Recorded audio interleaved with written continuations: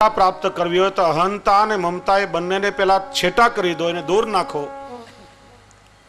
ત્યારે દીનતા પ્રાપ્ત થશે. એટલા માટે શરીરાચરણ આજ્ઞા કરે છે, નહીં સાધન સંપત્ત્યા હરિસ્તુષ્યતિ કદાચન ભક્ત્યા નામ દૈન્યમ એકમ હિ હરિતોષણ સાધનમ.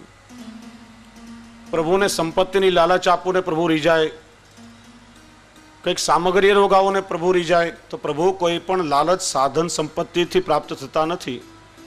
શ્રી હરિરાય ચરણ ભારપૂર્વક આજ્ઞા કરે છે, ભક્ત્યા નામ દૈન્યમ એકમ હિ હરિતોષણ સાધનમ. અહંતા ને મમતા છૂટે ત્યારે પ્રાપ્ત થાય. અહમ એટલે હું અને મમતા એટલે મારું. લૌકિકમાં જે આપણું મમત્વ રહેલું છે, જીવ સ્વભાવથી મારું મારું મારું કરતા જીવ મરી જાય છે, પણ પહેરેલા કપડાં પણ આપણી સાથે આવતા નથી. ઘર મારું, પતિ મારો, પત્ની મારી, પુત્ર મારો, આ સગા સંબંધી બધા મારા, રૂપિયા પૈસા ગાડી બંગલાઓ મારા છે, પણ આ મારો અને તારો સંબંધ ક્યાં સુધી છે? જ્યાં સુધી શરીરમાં પ્રાણ છે ત્યાં સુધી.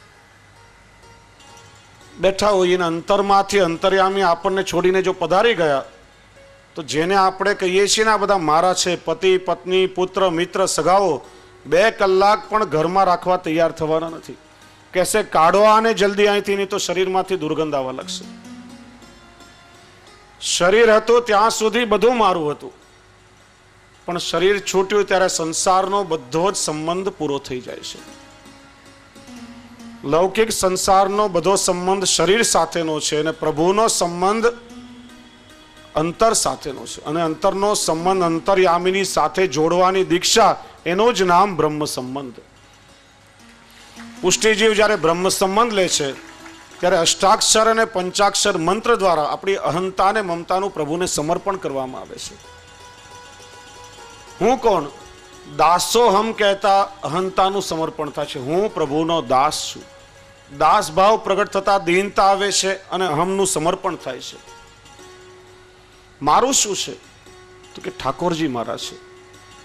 જે ઠાકોરજીને જ પોતાના બનાવી લે છે, એને જગતમાં શેની અપેક્ષા હોઈ શકે? અષ્ટાક્ષર અને પંચાક્ષર દ્વારા અહંતા અને મમતાનું સમર્પણ થાય છે, ત્યારે જીવને બ્રહ્મ સંબંધ થાય છે. આ બંને બાધકો એવા છે કે લાખ પ્રયત્ન કરવા છતાં પણ જીવ એને તોડી કે છોડી શકતો નથી. સાધુ કે સંન્યાસી હોય, જંગલમાં જઈને કુટી બનાવીને રહેતો હોય, પણ હું એક સંત છું, હું વૈરાગી છું, આટલો હમ તો એની અંદર રહેતો જ હોય છે. કે આશ્રમ મારો છે કે આ કુટિયા મારી છે, એટલી મમતા પણ એની અંદરથી છૂટતી નથી. સંપૂર્ણ રૂપે એને તોડી કે છોડી શકાતી નથી. એટલે શ્રી મહાપ્રભુજી ઉપાય બતાવ્યો કે ના, પ્રભુને પ્રત્યે મોડી દો, પ્રભુને એનું સમર્પણ થઈ જશે, તો તમારો સંસાર પણ અલૌકિક બની જશે. ગોસ્વામી તુલસીદાસજી યુવાનીમાં જ્યારે એમના લગ્ન થયા, ત્યારે એમની પત્ની રત્નાવલી ઉપર એમને ખૂબ જ આસક્તિ હતી. રત્નાવલી વગર એક ક્ષણ પણ રહી શકતા નહીં. એકવાર એ પત્નીને પિયરે જવાનો પ્રસંગ આવ્યો. તુલસીદાસજીથી એનો વિરહ સહન થયો નહીં. એક અંધારી તોફાની વરસાદની રાત, વીજળીના કડાકા ભડાકા થાય, અનરાધાર વરસાદ વરસે, પ્રગાઢ અંધકાર સર્જાયો. એ વરસાદની તોફાની અંધારી રાતમાં પત્નીના વિરહમાં પત્નીને મળવા નીકળી પડ્યા. કાદવ કીચડમાં પડતા ખડતા નદી પાસે આવ્યા. નદીમાં પૂર આવ્યું હતું, રેલ આવી હતી. એક મળદું એક શબ્દ તણાતું તણાતું આવ્યું. ઘડીક વીજળીનો ચમકારો થયો અને એમાં પેલા મળદાને લાકડું સમજી એને પકડી એના સહારે નદી તરીને પાર કરી. વૈષ્ણવ કાગડો હોય એને દિવસે દેખાય છે, રાત્રે દેખાતું નથી. ઘુવડને ફક્ત રાત્રે દેખાય છે, દિવસે દેખાતું નથી. આ બંને અડધો અડધો સમય આંધળા થઈ જાય છે. પણ જે માણસ મોહમાં સપડાય છે ને નથી રાત્રે દેખાતું કે નથી દિવસે દેખાતું, 24 કલાક આંધળો બની જાય છે, એને મોહાંધ કહેવાય. તુલસીદાસજીને મોહ થયો હતો. વીજળીના ચમકારામાં શબને લાકડું સમજીને પકડી એના સારે નદી તરીને પાર કરી. અનેક મુશ્કેલીઓ વેઠતા પત્નીના મકાન પાસે આવ્યા. દ્વાર બંધ હતા. બાજુમાં એક ઝાડ ને ઝાડ ઉપર એક સર્પ લટકી રહ્યો હતો. એને દોરડો સમજી એને પકડીના સહારે ઝાડ પર ચડીને અગાસીમાંથી પત્નીના મકાનમાં દાખલ થયા. અડધી રાત્રે રત્નાવલીને ઊંઘમાંથી ઉઠાડી. રત્નાવલીને ખબર પડી ત્યારે ખૂબ જ ઠપકો આપ્યો કે આટલા કષ્ટોની પરવા કર્યા વગર તમે મને મળવા માટે આવ્યા છો. હાડ માસ કી દેહ તાપર જીતની પ્રીતિ તીસો આદિ જો પ્રભુ પ્રીતિ તો અવસ મિટત ભવ ભીતિ. આ શરીર ઉપર તમને પ્રેમ છે, મોહ છે. ચામડું કાઢીને જોશો તો હાડ માસનો લોચો ફક્ત છે, તમને ધૃણા ઉત્પન્ન થશે. અરે જેટલો પ્રેમ મને કરો છો એના કરતા અડધો જો પ્રભુને કર્યો હોત તો ક્યારનાય પ્રભુ તમને મળી ગયા હોત. પત્નીની આટલી વાતે તુલસીદાસજીના હૃદયના તાર હલાવી નાખ્યા. એમને ગુરુના રૂપમાં પત્ની મળી, પત્નીનો સત્સંગ મળ્યો. ક્ષણમાં સંસારનો મોહ છૂટ્યો. પ્રભુ પ્રાપ્તિના માર્ગે પ્રવૃત્ત થયા અને ગોસ્વામી તુલસીદાસ કહેવાય. આખું રામચરિત માનસ લખ્યું. સંસારમાં મોહ કેવલ સંસારા શક્તિ ઉત્પન્ન કરાવે છે. લૌકિક મોહ આપણો વધારે છે અને આપણને પ્રભુ સુધી પહોંચવા દેતી નથી. એટલા માટે અહંતા અને મમતા, હું અને મારું, આ બંને ભક્તિ માર્ગમાં અત્યંત બાધક છે. આ હું અને મારું છૂટે ત્યારે જીવને દીનતા પ્રાપ્ત થાય અને ત્યારે ઠાકોરજી પ્રસન્ન થાય. એટલા માટે દયારામભાઈ ખૂબ સુંદર પદમાં ગાય છે. નિશ્ચયના મહેલમાં વસે મારો વાલમો, માં ખૂબ સુંદર કહ્યું. દીનતાના પાત્રમાં મન મણી મૂકીને ભેટ ભગવંતજીને ધરજો રે.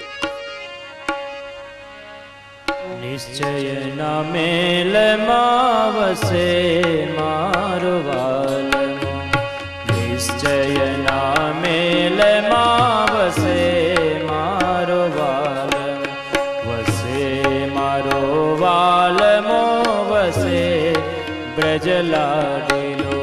જે રે જાય તે જાખી પામે હોજી રે. નિશ્ચયના મેલમાં વસે મારો વાલમો.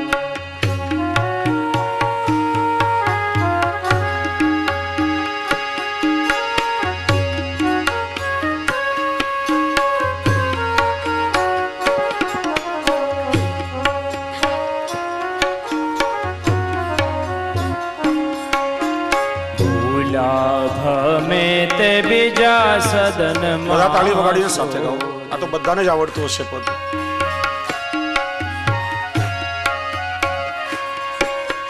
ભૂલા ભમે તે બીજા સદનમાં શોધે, હરી ના મળે એક ઠામે હોજી રે.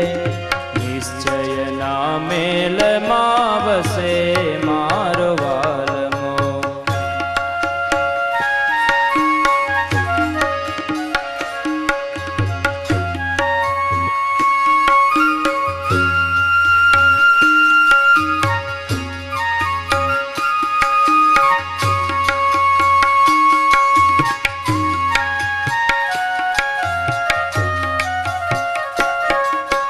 સત્સંગ દેશમાં ભક્તિ નગર છે.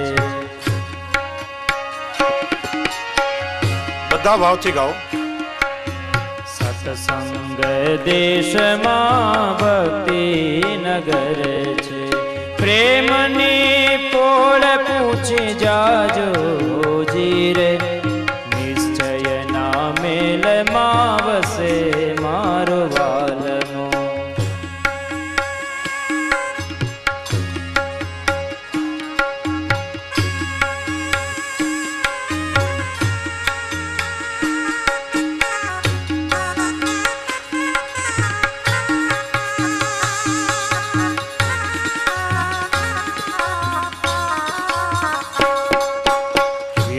તાપ પોળિયાને મળી મહેલ પેસજો.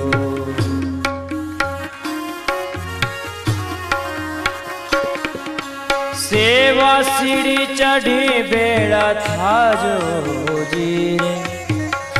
સેવા સીડી ચઢી ભેળા થાજો ઓજી રે નિશ્ચય ના મેલમાં વસે મારો વાલમો.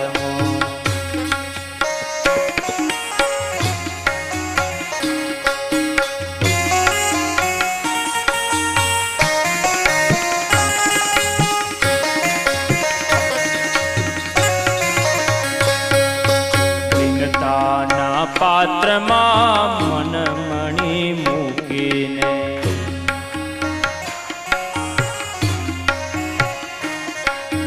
દીનતાના પાત્રમાં મન મણી મૂકીને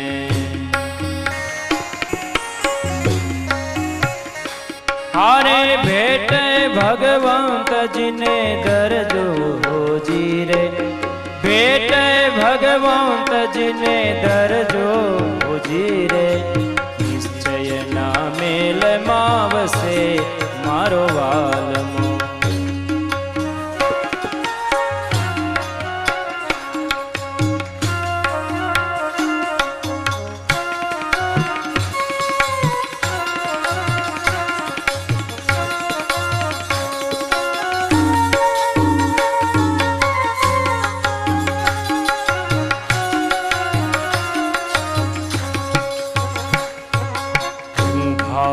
ભાવનો છાવર કરીને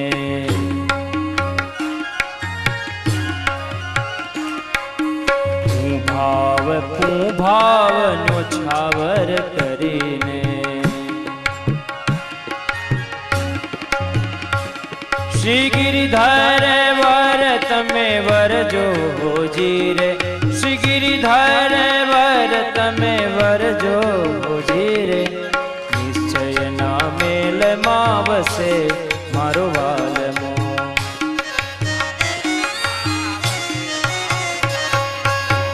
રે મંડાણનું મૂળ હરિ ઈચ્છા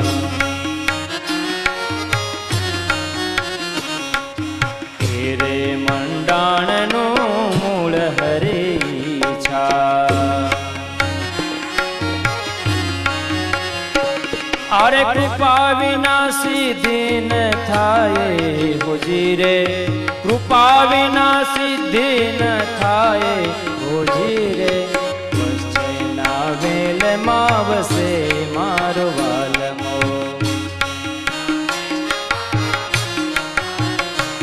શ્રી વલ્લભ શરણ થકી સહુ પડે સહેલું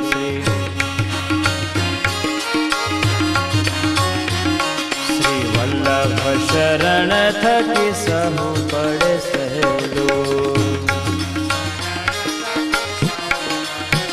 એ આ દેવી જન પ્રતિ દયો ગાય હોજી રે દેવી જન પ્રતિ દયો ગાય હોજી રે નિશ્ચયના મેલમાં વસે મારો વાલમ. નિશ્ચયના મેલમાં વસે મારો વાલમ વસે મારો વાલમો વસે વ્રજ લાડીલો વસે મારો વાલમો વસે વ્રજ લાડીલો. જે રે જાય તે જાંકી પામે હોજી રે જે રે જાય તે જાંકી પામે હોજી રે નિશ્ચયના મેલમાં વસે મારો વાલમો નિશ્ચયના મેલમાં વસે મારો વાલમો નિશ્ચયના મેલમાં વસે મારો વાલમો. શ્રી હરિરાય પ્રભુચરણ આપણને સમજાવે છે કે જ્યાં સુધી લૌકિક મદ હોય ત્યાં સુધી આપણામાં દીનતા આવતી નથી. લૌકિકમાં અહંતા અને મમતા રાખવાથી મદ આવે છે. પ્રભુ સિવાય અન્ય વસ્તુમાં આસક્તિ એ મદનું મૂળ છે અને આવો મદ એ અન્યાશ્રયની ધજા છે. જે વસ્તુ પ્રભુ સંબંધમાં બાદ કરે એ બધું આસુરી છે અને એનાથી જીવમાં પણ કેવલ આસુરત્વ જ પ્રગટ થાય છે. આવા મદના પણ અનેક પ્રકાર છે અને એવો મદ જ્યારે જ્યારે જીવમાં આવે ત્યારે જીવે શું કરવું એ માટે શ્રી હરિરાય પ્રભુચરણે મદ ત્યાગ હેતુ નામનો એક ખૂબ સુંદર ગ્રંથ લખ્યો છે. અત્યારે ક્યાં ગ્રંથ પ્રાપ્ય નથી, પ્રાચીન પ્રતિઓ ક્યાંક એની પ્રાપ્ય હશે, પણ આમાં શ્રી હરિરાય પ્રભુચરણે મદના 20 પ્રકાર બતાવ્યા છે. અને સામાન્ય આપણે ભલે પોતાની જાતને દીનતાના પાત્ર માનતા હોઈશું, ઉજ્જૈનમાં એકવાર એક વૈષ્ણવને પ્રશ્ન થયો, પ્રભુ પ્રસન્ન થયા એમ ક્યારે જાણવું? ઘણા વૈષ્ણવને નીકળીને પૂછવા ગયા, બધાએ પોતપોતાના ભાવ અનુસાર ઉત્તર આપ્યો. કૃષ્ણ ભટ્ટને પૂછવા ગયા તે કૃષ્ણ ભટ્ટે કહ્યું કે જ્યારે આપણા સ્વસેવ્ય સ્વરૂપમાં આપણી રુચિ થાય, પ્રભુની સેવા કરવાની ઈચ્છા થાય, અહંતા મમતા છૂટે અને દીનતાપૂર્વક પ્રભુની સેવામાં પ્રવૃત્ત થવાનું મન થાય, ત્યારે સમજવું કે આપણા ઠાકોરજી આપણા પર પ્રસન્ન થયા છે. શ્રી હરિરાય ચરણ પણ અહીંયા એ જ આજ્ઞા આપણને કરે છે. નાના નાના કેટલાય મદો એવા બતાવ્યા છે કે આપણને જાણે અજાણતા પણ આપણી અંદર ક્યારે પ્રવેશ કરી જાય એનું જ્ઞાન આપણને હોતું નથી. અને વૈષ્ણવોએ ખૂબ ધ્યાનથી એનું શ્રવણ કરો, કારણ કે આપણા જીવનમાં આવા મદ અવારનવાર અચાનક આવીને ઘૂસી જતા હોય છે, એનું અનુસંધાન પણ આપણને રહેતું નથી, ને એટલા માટે આપણી અંદર એનાથી જાગૃતિ આવે. આ ગ્રંથનો થોડો ભાવ આપણે વિચારીએ. પ્રથમ 3 મદ માટે શ્રી હરિરાય ચરણ આજ્ઞા કરે છે કે વિદ્યામદ, ધનમદ અને કુળને લીધે થયેલો મદ, આ 3 ખાસ મુખ્ય છે ને મોટા મદ કયા છે, અને એને તજવા જોઈએ. આમ તો આ 3 તજવા બહુ જ કઠિન છે. એમાં વિદ્યામદ ખૂબ જ ખરાબ છે, કારણ કે વિદ્યાના મદરૂપી મધિરાથી અંધ બનેલો એને તો પ્રભુ ક્યારે પણ સૂઝતા જ નથી. આવો વિદ્યાનો મદ આવે ત્યારે પુષ્ટિજીવે વિચાર કરવો કે પુષ્ટિ માર્ગે વિદ્યાનો મદ તો એ છે કે જેનામાં હંમેશા ભગવદ લીલાનો આવેશ રહે. જો વિદ્યાનો મદ પ્રભુ પ્રાપ્તિમાં ઉપયોગી હોય તો બૃહસ્પતિ સમર્થ વિદ્વાન છે, બ્રહ્માજી જ્ઞાની છે, પણ આ કોઈને ભગવદ લીલાની પ્રાપ્તિ થઈ નથી. કેવલ વિદ્યાથી પ્રભુનો સંબંધ થતો નથી. જે વિદ્યાનો પ્રભુની સાથે સંબંધ નથી એ સાચી વિદ્યા નથી. અને પ્રભુના સંબંધપૂર્વક જેનામાં વિદ્યા હોય એ તો ક્યારે પણ મદવાળો હોય જ નહીં, એનામાં તો દીનતાના સાગર ભરેલા હોય. જેને ભગવદ લીલાનો આવેશ હોય, જેને ભગવદ લીલાનો સંબંધ હોય, એ તો દીનતાનો સાગર હોય, સદાય દીનતાના આવેશમાં ડૂબેલો હોય, એને ક્યારે પણ મદ થતો જ નથી. બીજો મદ શ્રી હરિરાય ચરણ બતાવે છે ધનનો મદ. એ પણ એવો બાધક છે. કુબેર ભંડારી જેટલું ધન કોઈની પાસે નહીં હતું, છતાં ધનથી કુબેર ભંડારીને પ્રભુની પ્રાપ્તિ થઈ નથી. સાચું ધન તો એ જ છે કે જે હરિગુરુ અને વૈષ્ણવના સેવામાં વપરાય. અને પ્રભુ ભક્તોનું ધન તો પ્રભુ સ્વયં છે. જેના ઘરમાં ભગવદ સ્વરૂપ રૂપી નિધિ બિરાજતી હોય એને કયા લૌકિક ધનની અપેક્ષા હોય? અને જેના ઘરમાં ઠાકોરજીની સેવા બિરાજતી હોય એના ઘરમાં લૌકિક ધન હોય તો પણ એનો મદ એને ક્યારે પણ નડતો નથી, કારણ કે અલૌકિક દ્રવ્ય તો હરિગુરુ અને વૈષ્ણવની સેવામાં વપરાય છે. બોલીએ શ્રી વલ્લભાધીશ કી જય. વલ્લભ વિઠ્ઠલ ગિરધારે યમુના જોગી બલિહારે.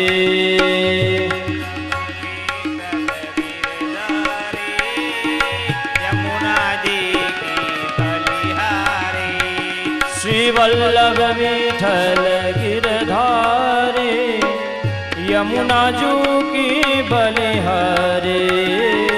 ખૂબ ખૂબ આનંદ છે. જામનગર વાળા નિત્ય લીલાસ્થ ગોસ્વામી શ્રી વ્રજભૂષણલાલજી મહારાજ શ્રી જે અમારા તાજી મહારાજ, એમના દ્વિતીય કુમાર શ્રી હરિરાયજી દાદાભાઈ અને એમના પુત્ર અમારા પરમ આત્મીય સ્નેહી અમારા મિત્ર એવા શ્રી વલ્લભલાલજી મહોદય શ્રી આપ કાંદીવલીના વૈષ્ણવ પર કૃપા વિચારી અહીંયા પધાર્યા છે. આપણે સૌ ભાવથી આપનું સ્વાગત કરીએ. મનોરથી પરિવાર આપને માલ્યાર્પણ કરશે. શ્રી વલ્લભ વિઠ્ઠલ ગિરધારે શ્રી યમુના જુકી બલિહારે વલ્લભ વિઠ્ઠલ ગિરધારે યમુના જી બલિહારે. જય યમુના શ્રી ગોવર્ધન નાથ મહાપ્રભુ શ્રી વિઠ્ઠલનાથ. જય યમુના શ્રી ગોવર્ધનનાથ મહાપ્રભુ શ્રી વિઠ્ઠલનાથ. જય યમુના શ્રી ગોવર્ધનનાથ મહાપ્રભુ શ્રી વિઠ્ઠલનાથ. જય યમુના શ્રી ગોવર્ધનનાથ મહાપ્રભુ શ્રી વિઠ્ઠલનાથ. શ્રી વલ્લભ વિઠ્ઠલ ગિરધારી યમુના જુકી બલિહારી. ત્રીજો મદ શ્રી હરિરાય પ્રભુચરણ સમજાવે છે કે કોઈ ઉત્તમ કુળમાં જન્મ થયો હોય ત્યારે આ કુળનો મદ પણ માણસને અંધ બનાવે છે. એનાથી કેવલ લૌકિકમાં આપણી મમતા વધે છે અને પ્રભુમાં ક્યારેય પણ ચિત્ત ચોટતું જ નથી. પુષ્ટિ માર્ગમાં સાચો કુળવાન તો એ જ છે કે જે યમુનાજીના તટ પર વિહાર કરનાર યુગલ સ્વરૂપમાં સદાય આસક્ત રહેતો હોય. કુલ એટલે તટ, કુલનો એક અર્થ થાય છે તટ, અને વાન એટલે વાળો. શ્રી યમુનાજીના તટના વિહારરૂપી પ્રભુમાં જેનું લગ્ન થાય એ સાચો કુળવાન છે. શ્રી હરિરાયજી સમજાવે છે કે વિષયી માણસ હોય એના વિષયોના મદો કદાચ વૃદ્ધાવસ્થા આવે ત્યારે છૂટી શકે, પણ આ ઉપરના 3 મદ તો એવા છે કે વૃદ્ધાવસ્થામાં પણ માણસને મૂકતા નથી. એટલા માટે આ મોટા મદ બતાવ્યા છે. હવે બીજા નાના નાના મદ શ્રી હરિરાયજી બતાવે છે. નાના હોવાનું કારણ કે અમુક સમયે જીવમાંથી એ મદ ક્યારે ને ક્યારે છૂટી પણ શકે છે. ચોથો મદ શ્રી હરિરાયચરણ બતાવે છે કે જુવાનીનો મદ. માણસની આમ યુવાની આવી રહ્યો હોય, તરવર થઈ રહ્યો હોય, બેકાબુ ઘોડાની જેમ એની જુવાની જ્યારે ચાલતી હોય ત્યારે માણસ એવી યુવાનીના મદમાં અંધ બની જાય છે. અને આવા યુવાનીના મદમાં માણસ અનેક અનર્થો સર્જી શકે છે. અને આવો મદ જ્યારે આવે ત્યારે વૃદ્ધો સામે હંમેશા જોવું જોઈએ કે અત્યારે આપણે યુવાન છીએ પણ એક દિવસ આપણે પણ વૃદ્ધ થવાના છીએ. આ જુવાની ક્યારેય પણ સદાયને માટે કોઈની ટકી નથી. ને જુવાનીમાં આમ દાઢી ઉપર હાથ ફેરવીને જોઈ લેવાનું કે આ ડાચું એક દિવસ બેસી જવાનું છે, મોઢામાંથી લાળો દળશે. 32 મોઢામાં નહીં, જેમ શંકરાચાર્યજી કહે છે અંગમ ગલિતમ પલિતમ મુંડમ દશન વિહીનમ જાતમ તુંડમ વૃદ્ધો યાતિ ગૃહિત્વા દંડમ તદપિન મુંચતી આશા પિંડમ. કપાળે પાળિયા આવી ગયા છે, મોઢામાં કે દાંત નથી, કમર વાંકી વળી ગઈ છે, લાકડીનો ટેકો લઈને ચાલવું પડે છે, છતાં પણ આ ડોસો આશાનો લોચો છોડતો નથી. ત્યારે જુવાનીમાં હંમેશા વૃદ્ધો તરફ જોવું કે આપણી પણ એક દિવસ આવી જ દશા થવાની છે. અને જુવાનીમાં જ્યારે સર્વ ઇન્દ્રિયો સશક્ત હોય ત્યારે જ જીવે વધારેમાં વધારે ભગવત કાર્ય કરી લેવું જોઈએ. બાળકોને કહીએ કે હમણાં તમે ભગવત કાર્ય કરો કે હજી તો હમણાં રમવાના દિવસો છે. યુવાનો કહેશે હજી તો કર્મ કરવું છે, કમાવું છે, પરિવારનો નિભાવ કરવો છે. ગરડા થશું, વૃદ્ધાવસ્થા આવશે ત્યારે ભગવત નામ લેશું. વૃદ્ધાવસ્થા આવશે કે નહીં એને કેટલાને ખબર છે? કારણ કે દેહ ક્ષણભંગુર છે. મહાભારતમાં પ્રસંગ આવે છે, યુધિષ્ઠિર પાસે એક બ્રાહ્મણ દાન માગવા માટે આવ્યો. યુધિષ્ઠિર કોઈ કાર્યમાં વ્યસ્ત હતા. એમણે કહ્યું કે આવતીકાલે આવજો, કાલે દાન આપીશ. ભીમસેન આમ તાળી વગાડવા લાગ્યો, આખા ગામમાં નોબત વગડાવી, મીઠાઈઓ વાટી. યુધિષ્ઠિરે પૂછ્યું કે આ કરવાનું કારણ શું?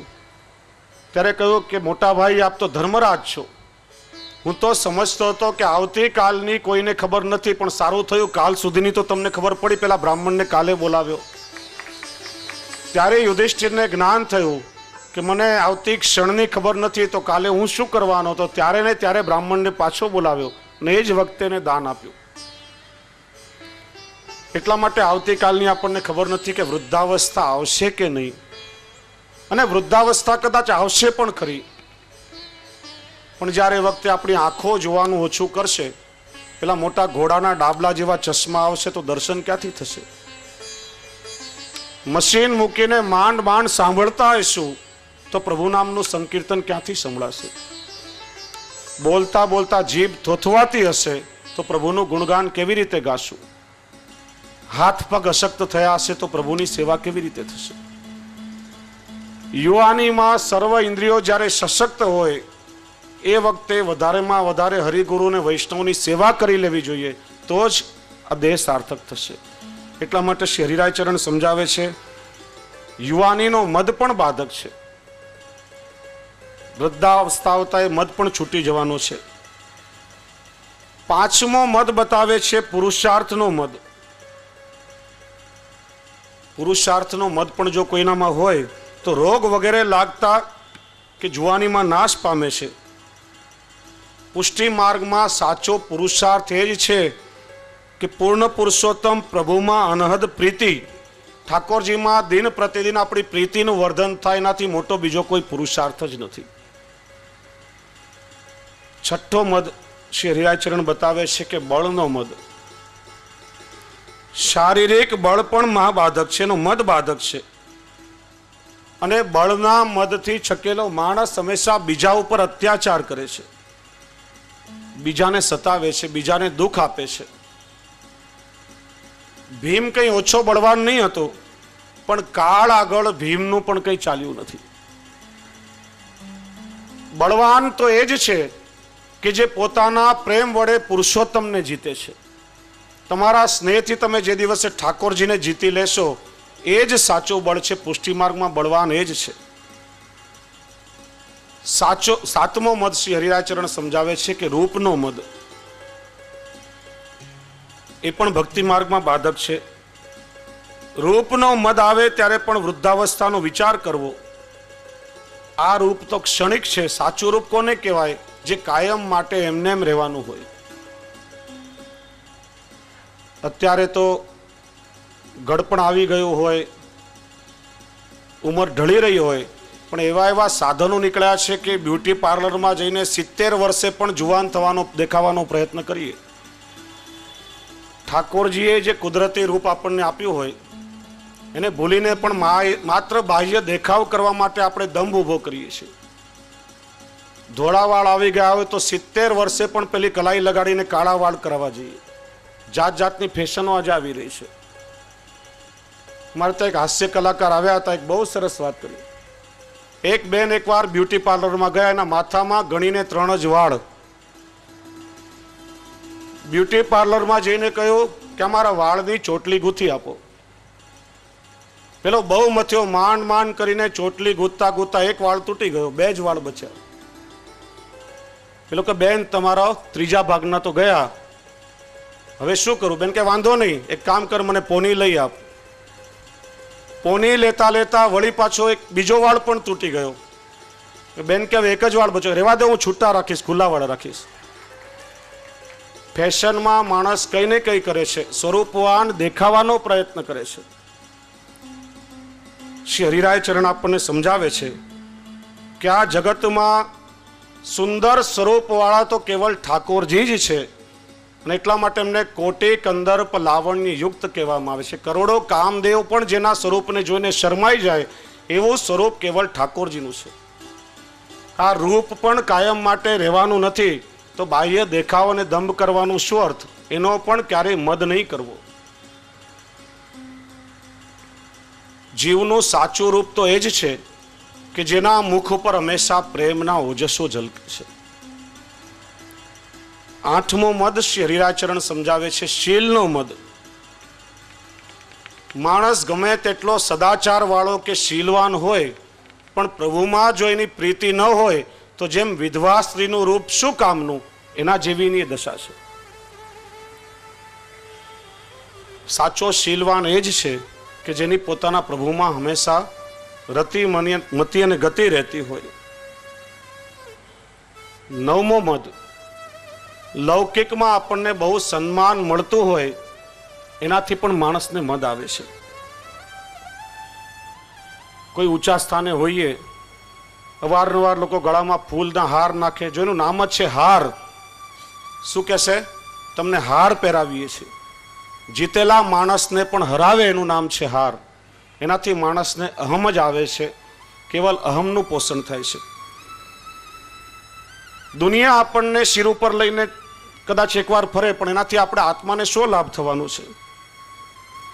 આવું સન્માન મેળવવામાં આપણું મન રહે અને ઉલટો એનાથી કેવલ અન્યાશ્રય જ થવાનો છે.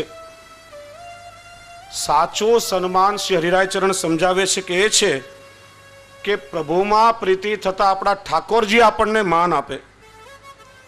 જેમ દયારામભાઈ કહે છે કે વઢું ને તરછોડું તો એ મારી પૂઠે પૂઠે આવે.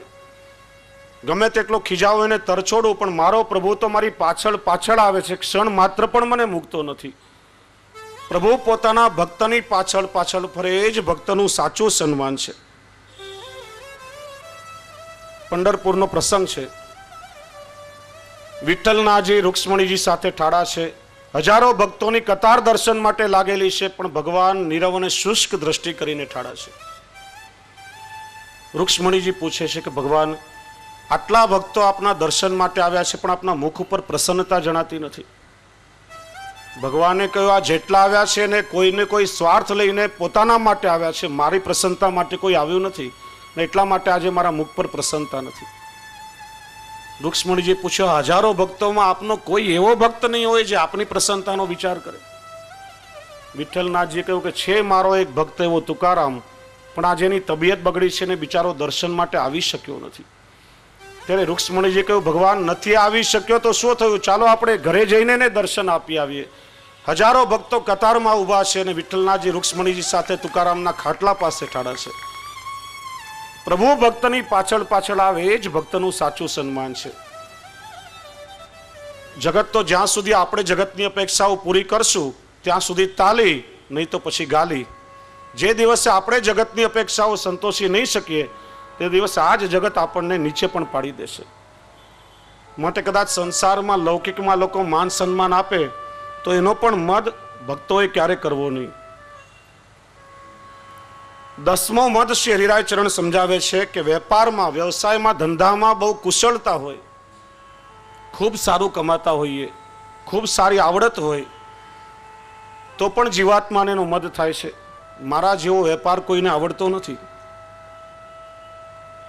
શ્રી હરિરાયચરણ સમજાવે છે કે લૌકિક ધંધાની કુશળતા શું કામની? જે વેપાર પ્રભુ સંબંધ વાળો નથી એ તો ઉલટો ભગવત પ્રાપ્તિમાં બાધક છે. અહીં તો પુષ્ટિ માર્ગમાં ઠાકોરજીની સેવા અને સ્મરણમાં કુશળતા જોઈએ, અને એવી કુશળતા હોવા છતાં પણ શ્રી હરિરાયજીની પેઠે દીનતા જોઈએ. ઠાકોરજીની સેવા અને સ્મરણમાં જો કુશળતા હોય, 12 મહિનાનો સેવાનો ક્રમ કંઠસ્થ રહેતો હોય, ખૂબ સુંદર સેવા પહોંચતા હો, તો પણ શ્રી હરિરાયજીની પેઠે દીનતા જોઈએ.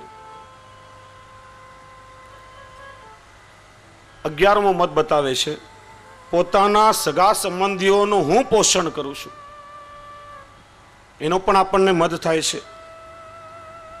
જીવે વિચારવાનું કે જીવનું શું ગજું કે આપણે કોઈનું પોષણ કરી શકીએ. પ્રભુ સર્વસમર્થ છે, જગતના નાથ છે. ભગવાને પોતે કહ્યું છે કે મારા જીવોનું યોગક્ષેમ હું પોતે વહન કરું છું. ઘણીવાર આપણે લૌકિકમાં કોઈને કહીએ છીએ, જો હું નહીં હોઉં તો તમારી શું દશા થશે? હું છું તો તમારું ઘરબાર ચાલે છે. એનો મદ પણ આપણને થાય છે. અને કદાચ કોઈ આપણું ભરણ પોષણ કરતું હોય, લૌકિકનો આશય રાખીએ, એમાં મમતા રાખશું તો પણ શ્રી હરિરાયચરણ સમજાવે છે કે એનાથી પણ અન્યાશ્રય થશે. એક મુનિમ શેઠને ત્યાં નોકરી કરે. શેઠ ખૂબ સંપન્ન, સમર્થ અને ખૂબ ભક્તિભાવ વાળો. અવારનવાર પેલા મુનિમને ત્યાં આવતા નાના મોટા પ્રસંગો એનો આ શેઠ નિભાવ કરે.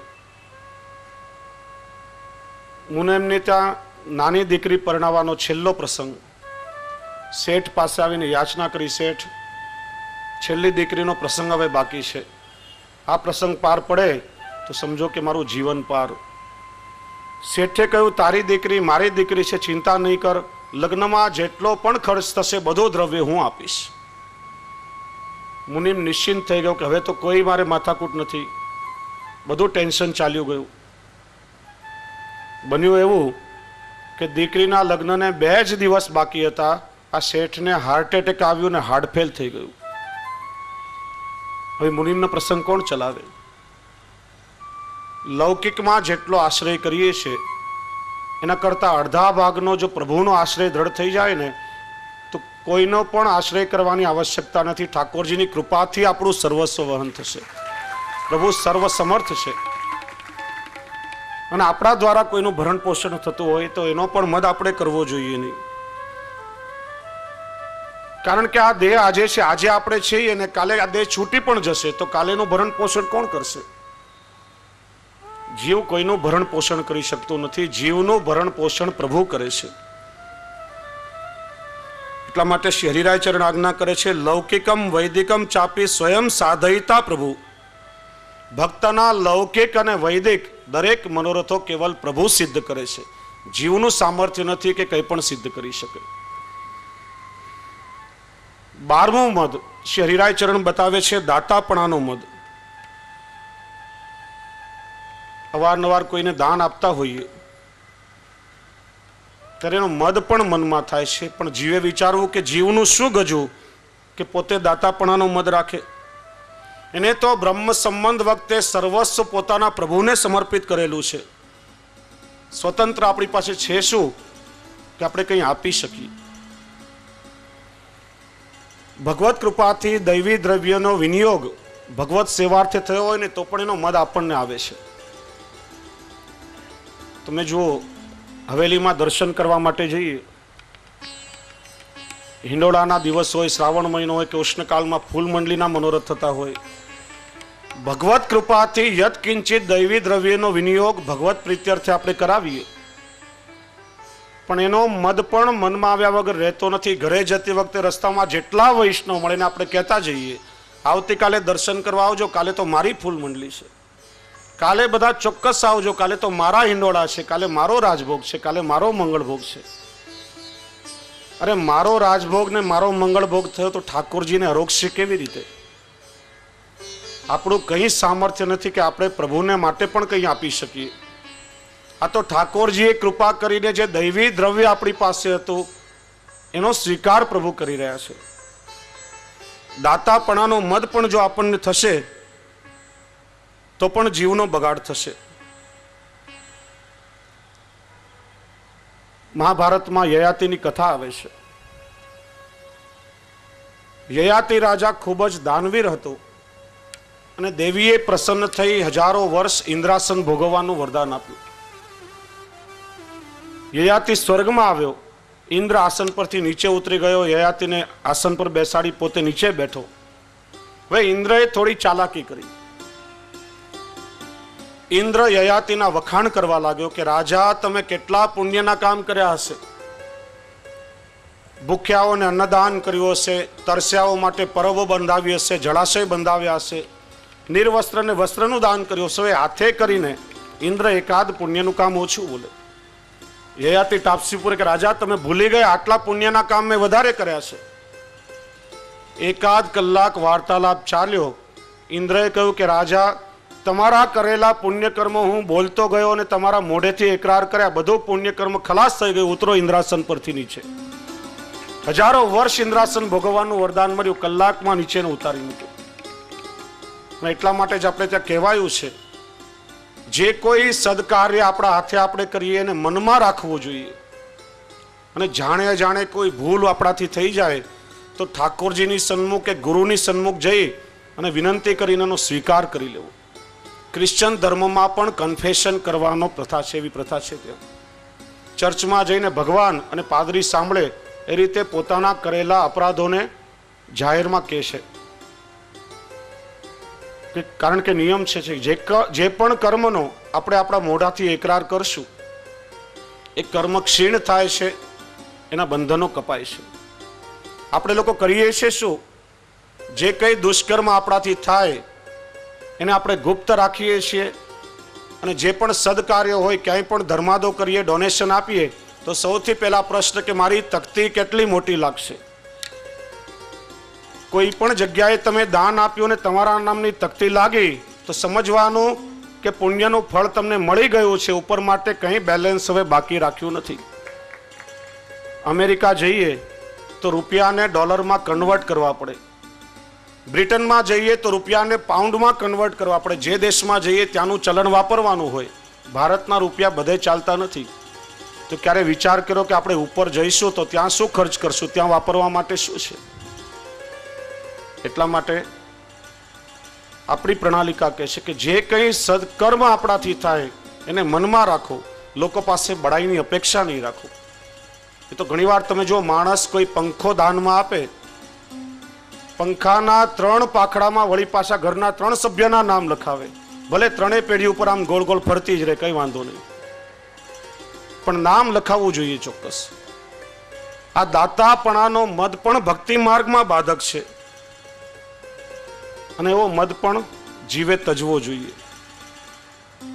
13મો મદ શ્રી હરિરાય ચરણ બતાવે છે કે શત્રુના વિગ્રહનો, કે આપણા શત્રુને આપણે જીતીએ તો પણ જીવાત્માને મદ આવે છે, પણ એનાથી આત્માને શો લાભ? ત્યારે મનમાં વિચાર કરવાનો. સાચો મરદ તો એ જ છે કે આપણા અંદરના શત્રુઓ કામ, ક્રોધ, લોભ, મોહ, મદ, મત્સર એને જીતે છે. બહારના શત્રુઓને જીતીએ તો એ જીત્યું ન કહેવાય, પણ જે અંદરના શત્રુઓને જીતે એ જ સાચો વિજય છે. બોલીએ શ્રી વલ્લભાધીશ કી. શ્રી વલ્લભ વિઠ્ઠલ ગિરધારે યમુના જુકી બલિહારે.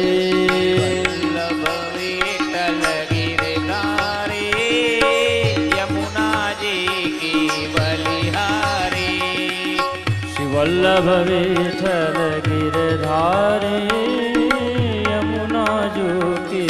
ખૂબ ખૂબ આનંદનો અવસર છે. જો કાંદિવલીના વૈષ્ણવ કેટલા ભાગ્યશાળી છે કે પ્રત્યેક દિવસે કોઈને કોઈ વલ્લભ સ્વરૂપ આચાર્ય અહીંયા પધારી ને પોતાના વચનામૃતો દ્વારા કાંદિવલીના વૈષ્ણવ પર અનુગ્રહની વૃષ્ટિ કરી રહ્યા છે.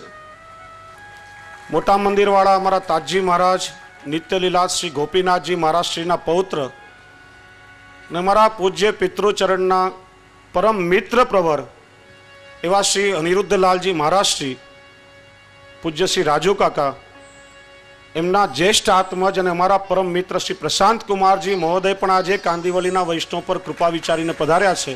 આપણે સૌ ખૂબ ભાવથી આપનું સ્વાગત કરીએ અને આપને પુષ્પ માલ્યાર્પણ થશે. શ્રી વલ્લભ વિઠ્ઠલ गिरधारे यमुना जूकी बलिहारे. વલ્લભ વિઠ્ઠલ ગિરધારે યમુના જી બલિહારે.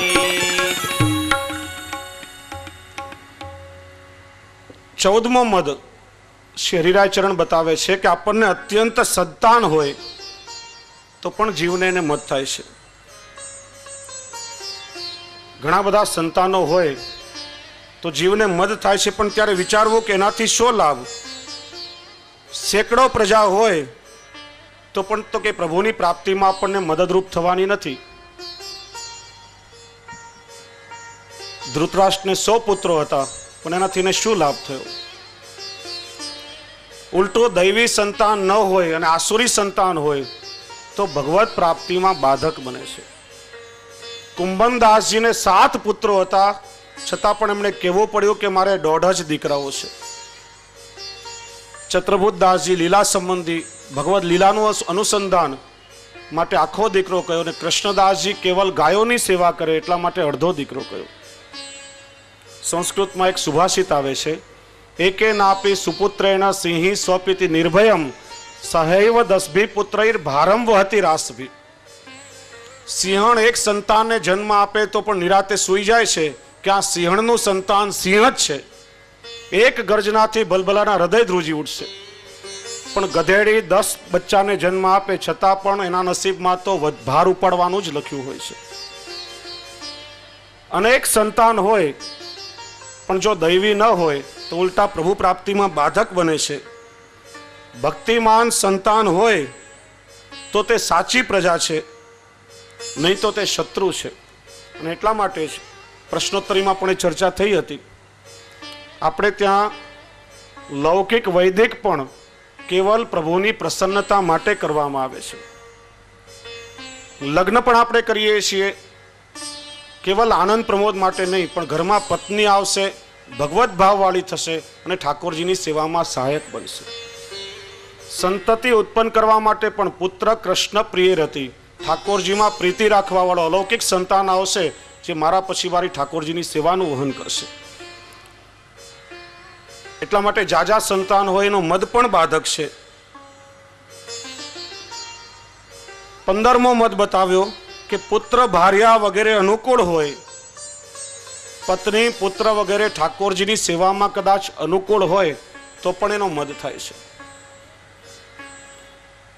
શ્રી હરિરાય ચરણ સમજાવે છે કે એવો મદ પણ પુષ્ટિ જીવે કરવો નહીં તો શું થશે કે ઠાકોરજીમાંથી મમતા છૂટશે અને પુત્રમાં અને પત્નીમાં લૌકિક મમતા વધવા લાગશે. આ ઠાકોરજીના જ જીવો છે, ઠાકોરજીનો પરિકર છે, એવો ભગવત ભાવ મનમાં રાખવો. 16મો મદ શ્રી હરિરાય ચરણ સમજાવે છે કે જ્ઞાનનું અભિમાન પણ બાધક છે. થોડું બહુ જ્ઞાન આવી ગયું હોય ને તો પણ માણસ શક્યા વગર રહેતો નથી. જ્ઞાનનું અભિમાન ભક્તિ માર્ગમાં અત્યંત બાધક કહેવામાં આવ્યું છે.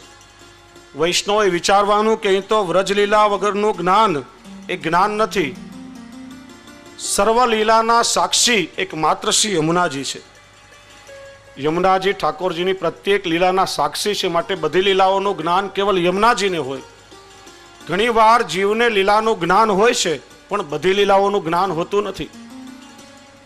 અને એટલા માટે ભગવદ લીલાઓનું જ્ઞાન હોય તો એનો પણ અહમ, એનો પણ મદ ભગવદીઓએ ક્યારે પણ કરવો નહીં. 17મો મત શ્રી હરિરાયજી સમજાવે છે કે ભજન, ભજન એટલે સેવા. ભજ ધાતુ ઉપરથી ભજન શબ્દ પડ્યો છે.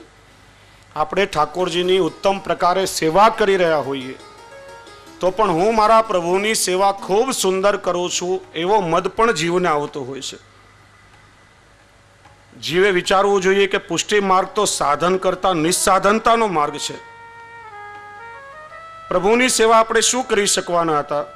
જ્યાં કોટાનો કોટી વ્રજભક્તો પ્રત્યેક ક્ષણે ઠાકોરજીની મરજી સાચવી રહ્યા હોય, આપણે તો કેવલ આપણો હાથ પવિત્ર કરીએ છીએ. શ્રી ગોકુલનાથજી જેવા સમર્થ આચાર્ય જ્યાં આજ્ञा કરતા હોય कि सेवा तो श्री महाप्रभु जी और श्री गुसाई जी कर गए, हम तो केवल लकीर पीटते हैं, तो आपणे जीव शू सेवा करी शकवाना छीए? गोविंददास भल्लानो प्रसंग याद करो. श्रीजी बावानी खूब ज सुंदर सेवा करता. जमनाजीमांथी जलनी गागरो भरी लावे, आखुं मंदिर खासा करे, पात्रो मांजे, खूब भावथी सेवा करे.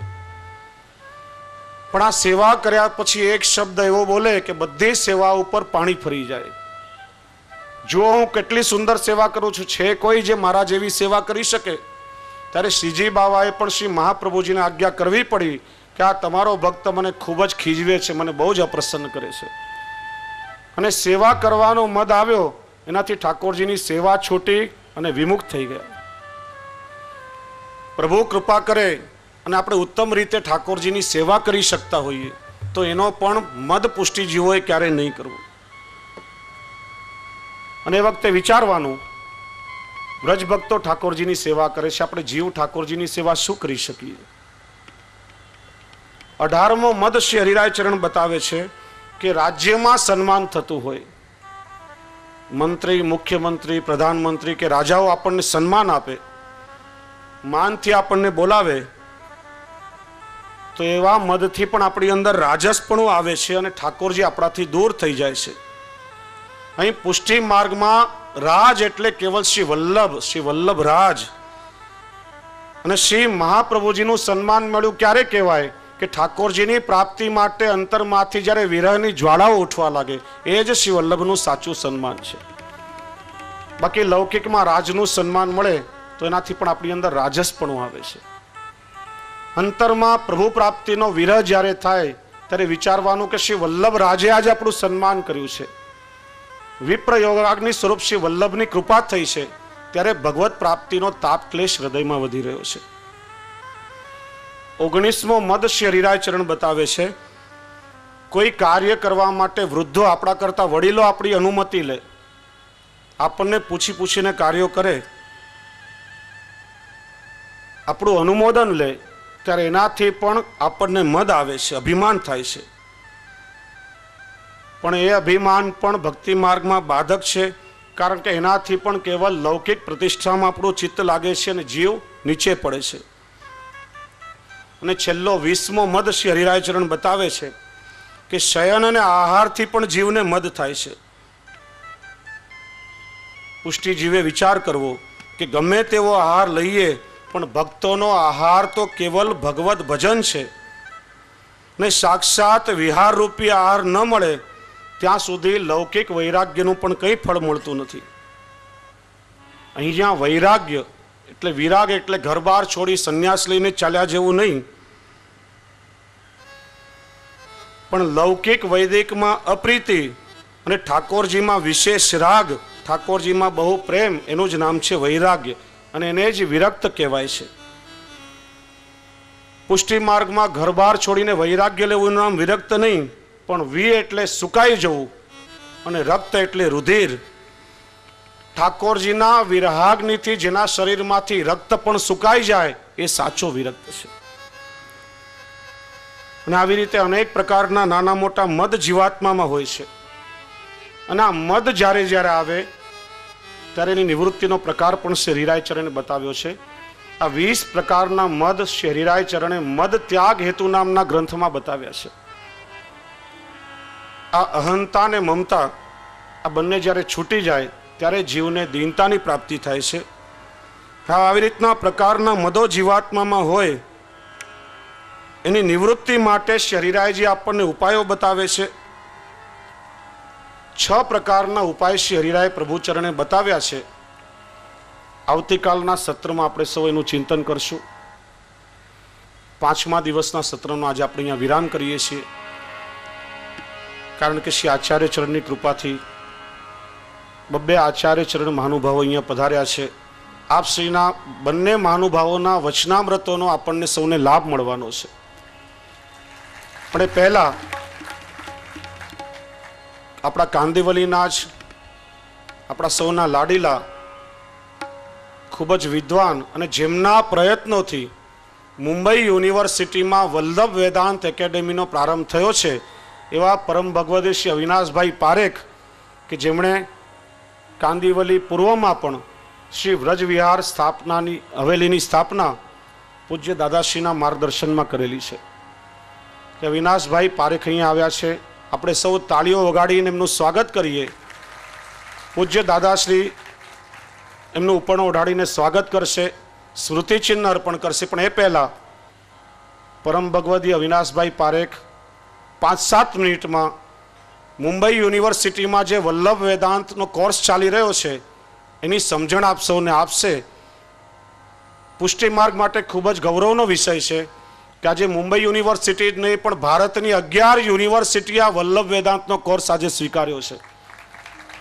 અને તેમાં તુલનાત્મક અભ્યાસ, કમ્પેરેટિવ સ્ટડી દ્વારા ફિલોસોફિકલ લેવલ પર વલ્લભ વેદાંત ભણાવવામાં આવી રહ્યો છે અને વિશ્વમાં અનેક લોકો આજે એનો લાભ લઈ રહ્યા છે.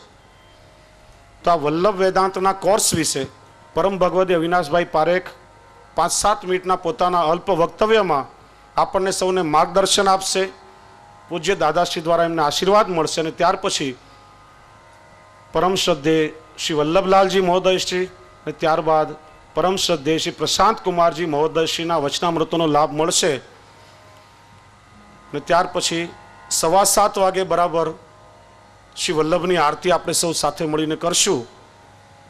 5-10 મિનિટ આગળ પાછળ થાય તો કંઈ વાંધો નહીં, વલ્લભના વચનામૃતોનું શ્રવણ કરવું છે. વલ્લભની આરતી થયા પછી આશ્રયનું પદ બોલીને ત્યાર પછી ઠાકોરજીના મનોરથના દર્શન થશે. અને ત્યાર પછી આપણા સૌના કાંદિવલી બોરીવલીમાં રહેતા લોકલાડીલા શ્રી ભાનુભાઈ વોરા અને રાજકોટથી ખાસ પધારેલા કિરીટભાઈ વ્યાસ દ્વારા હાસ્ય દરબાર અને સંતવાણીનું ખૂબ સુંદર આયોજન 8 થી 10 વાગ્યા સુધી કરવામાં આવ્યું છે. આપ સૌ વૈષ્ણવનો લાભ ચોક્કસ લેશો.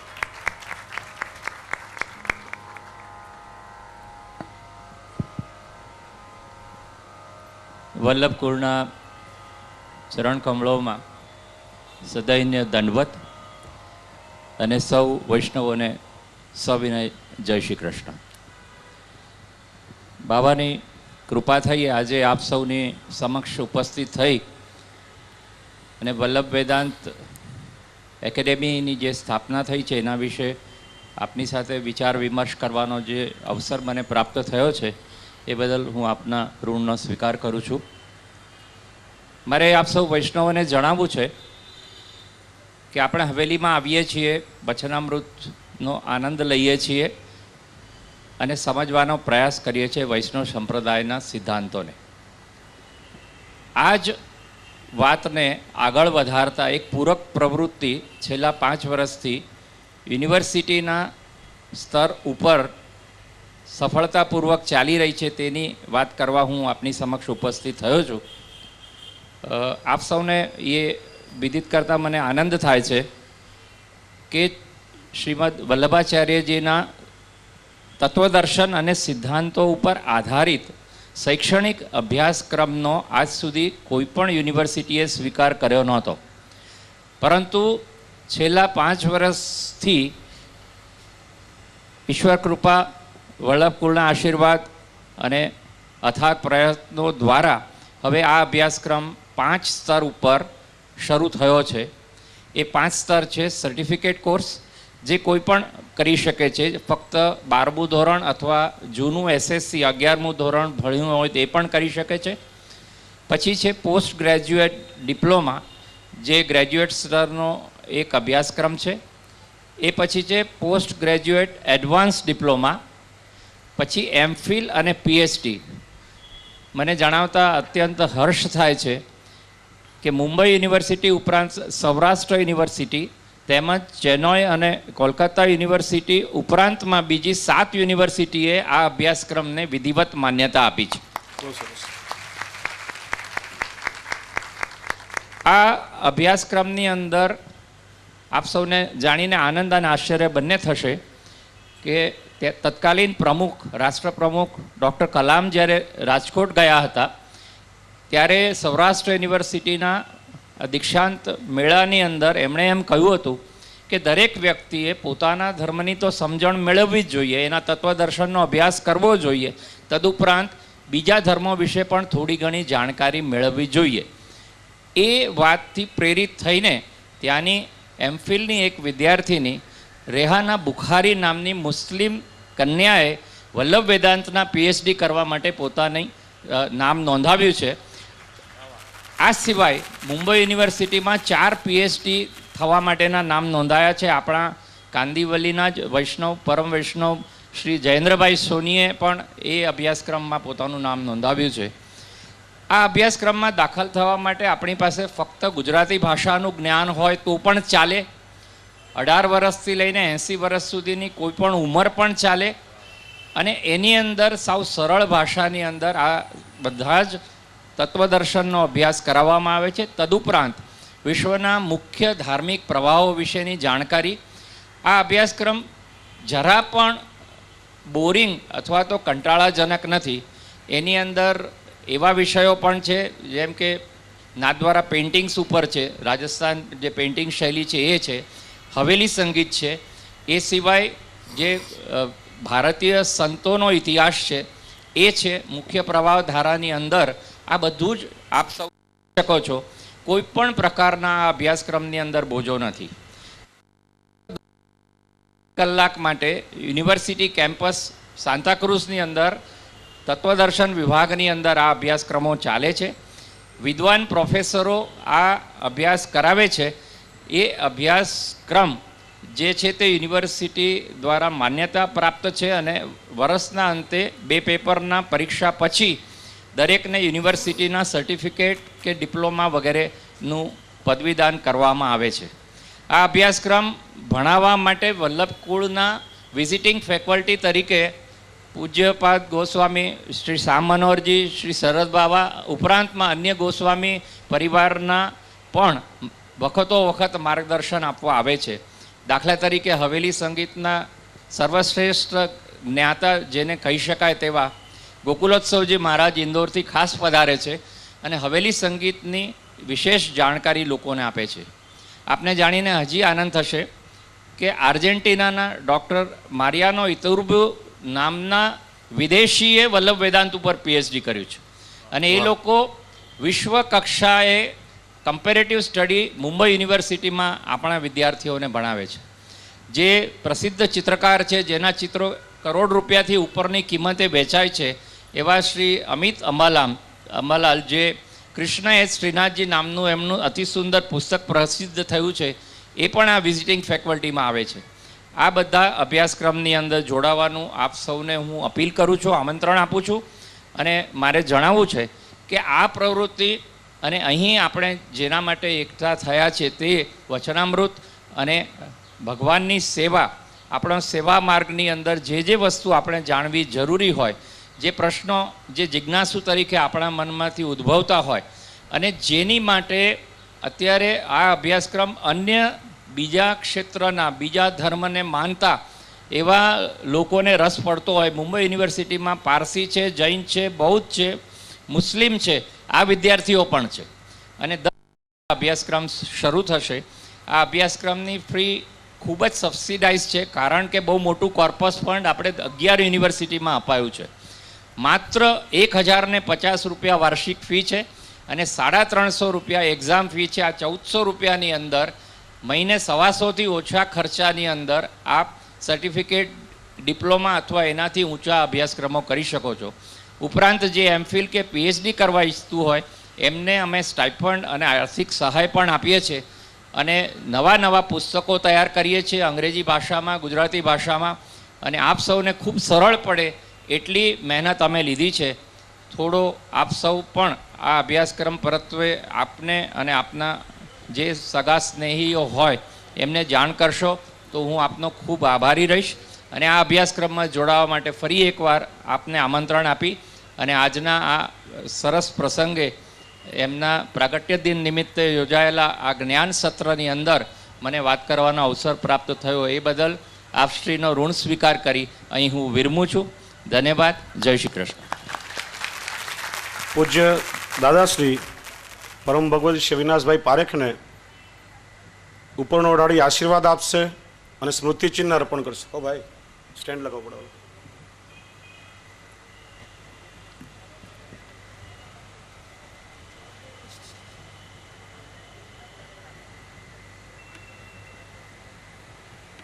એક મિનિટ ઠેર જાઓ.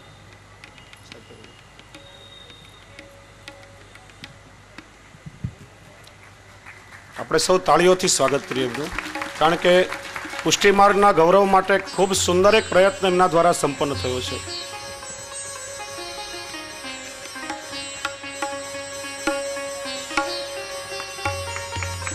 હવે પરમ આદરણીય શ્રદ્ધેય અવિનાશભાઈ ખૂબ ખૂબ આશીર્વાદ. ઠાકોરજી તમારા દ્વારા અનેકવિધ મનોરથો સિદ્ધ કરાવે અને સંપ્રદાયને જેનાથી ખૂબ લાભ મળે. પરમ શ્રદ્ધેય જામનગરથી પધારેલા શ્રી વલ્લભલાલજી મહોદયશ્રીના વચનામૃતોનું આપણે સૌ શ્રવણ કરીએ.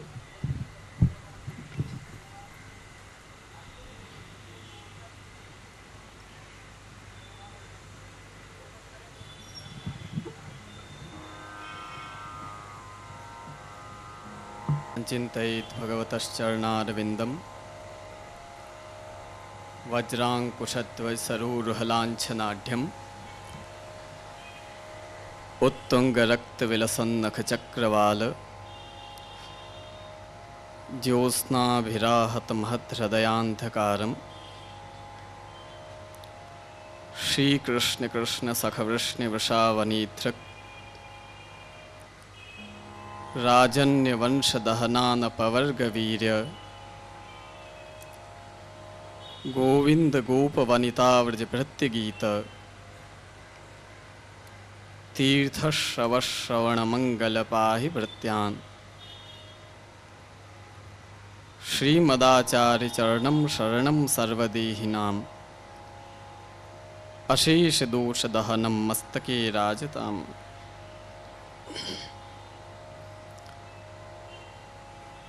સર્વપ્રથમ શ્રી દ્વારિકાધીશ પ્રભુના યુગલ ચરણોમાં દંડવત કરું છું.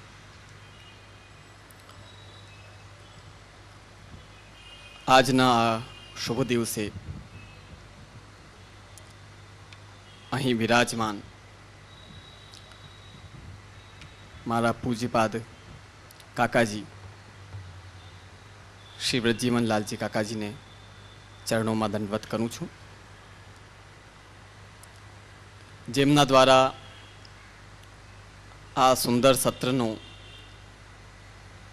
શુભ આયોજન યોજવામાં આવ્યો છે.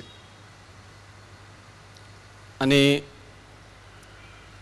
તે આયોજનના આપ શ્રી મુખ્ય વક્તા છે એવા મારા અગ્રજ મહોદય દાદાભાઈ શ્રી દ્વારકેશલાલજીને નમસ્કાર કરું છું, પ્રણામ કરું છું. મોટા મંદિરથી પધારેલા અમારા દાદાભાઈ શ્રી પ્રશાંત દાદાભાઈને નમસ્કાર કરું છું. જીજીને મારા નમસ્કાર. આ સમસ્ત આયોજન માટે બહોળો સહયોગ ફાળવનાર મનોરથી પરિવાર, આ જ્ઞાન સત્રનો લાભ લેવા કાંદીવલી તથા બહારગામથી આવેલા સર્વે ભક્તજનો, ભાઈઓ બહેનો, બાળકો, આ સત્ર શિક્ષાપત્ર ઉપરનો છે. અને શિક્ષાપત્ર છે તે પુષ્ટિમાર્ગીય વૈષ્ણવની એક પ્રકારે ભગવદ્ ગીતા છે. સમાનતા હું બતાડવા માંગી રહ્યો છું. શ્રીમદ ભગવદ્ ગીતામાં કુલ 18 યોગ બતાવવામાં આવ્યા છે.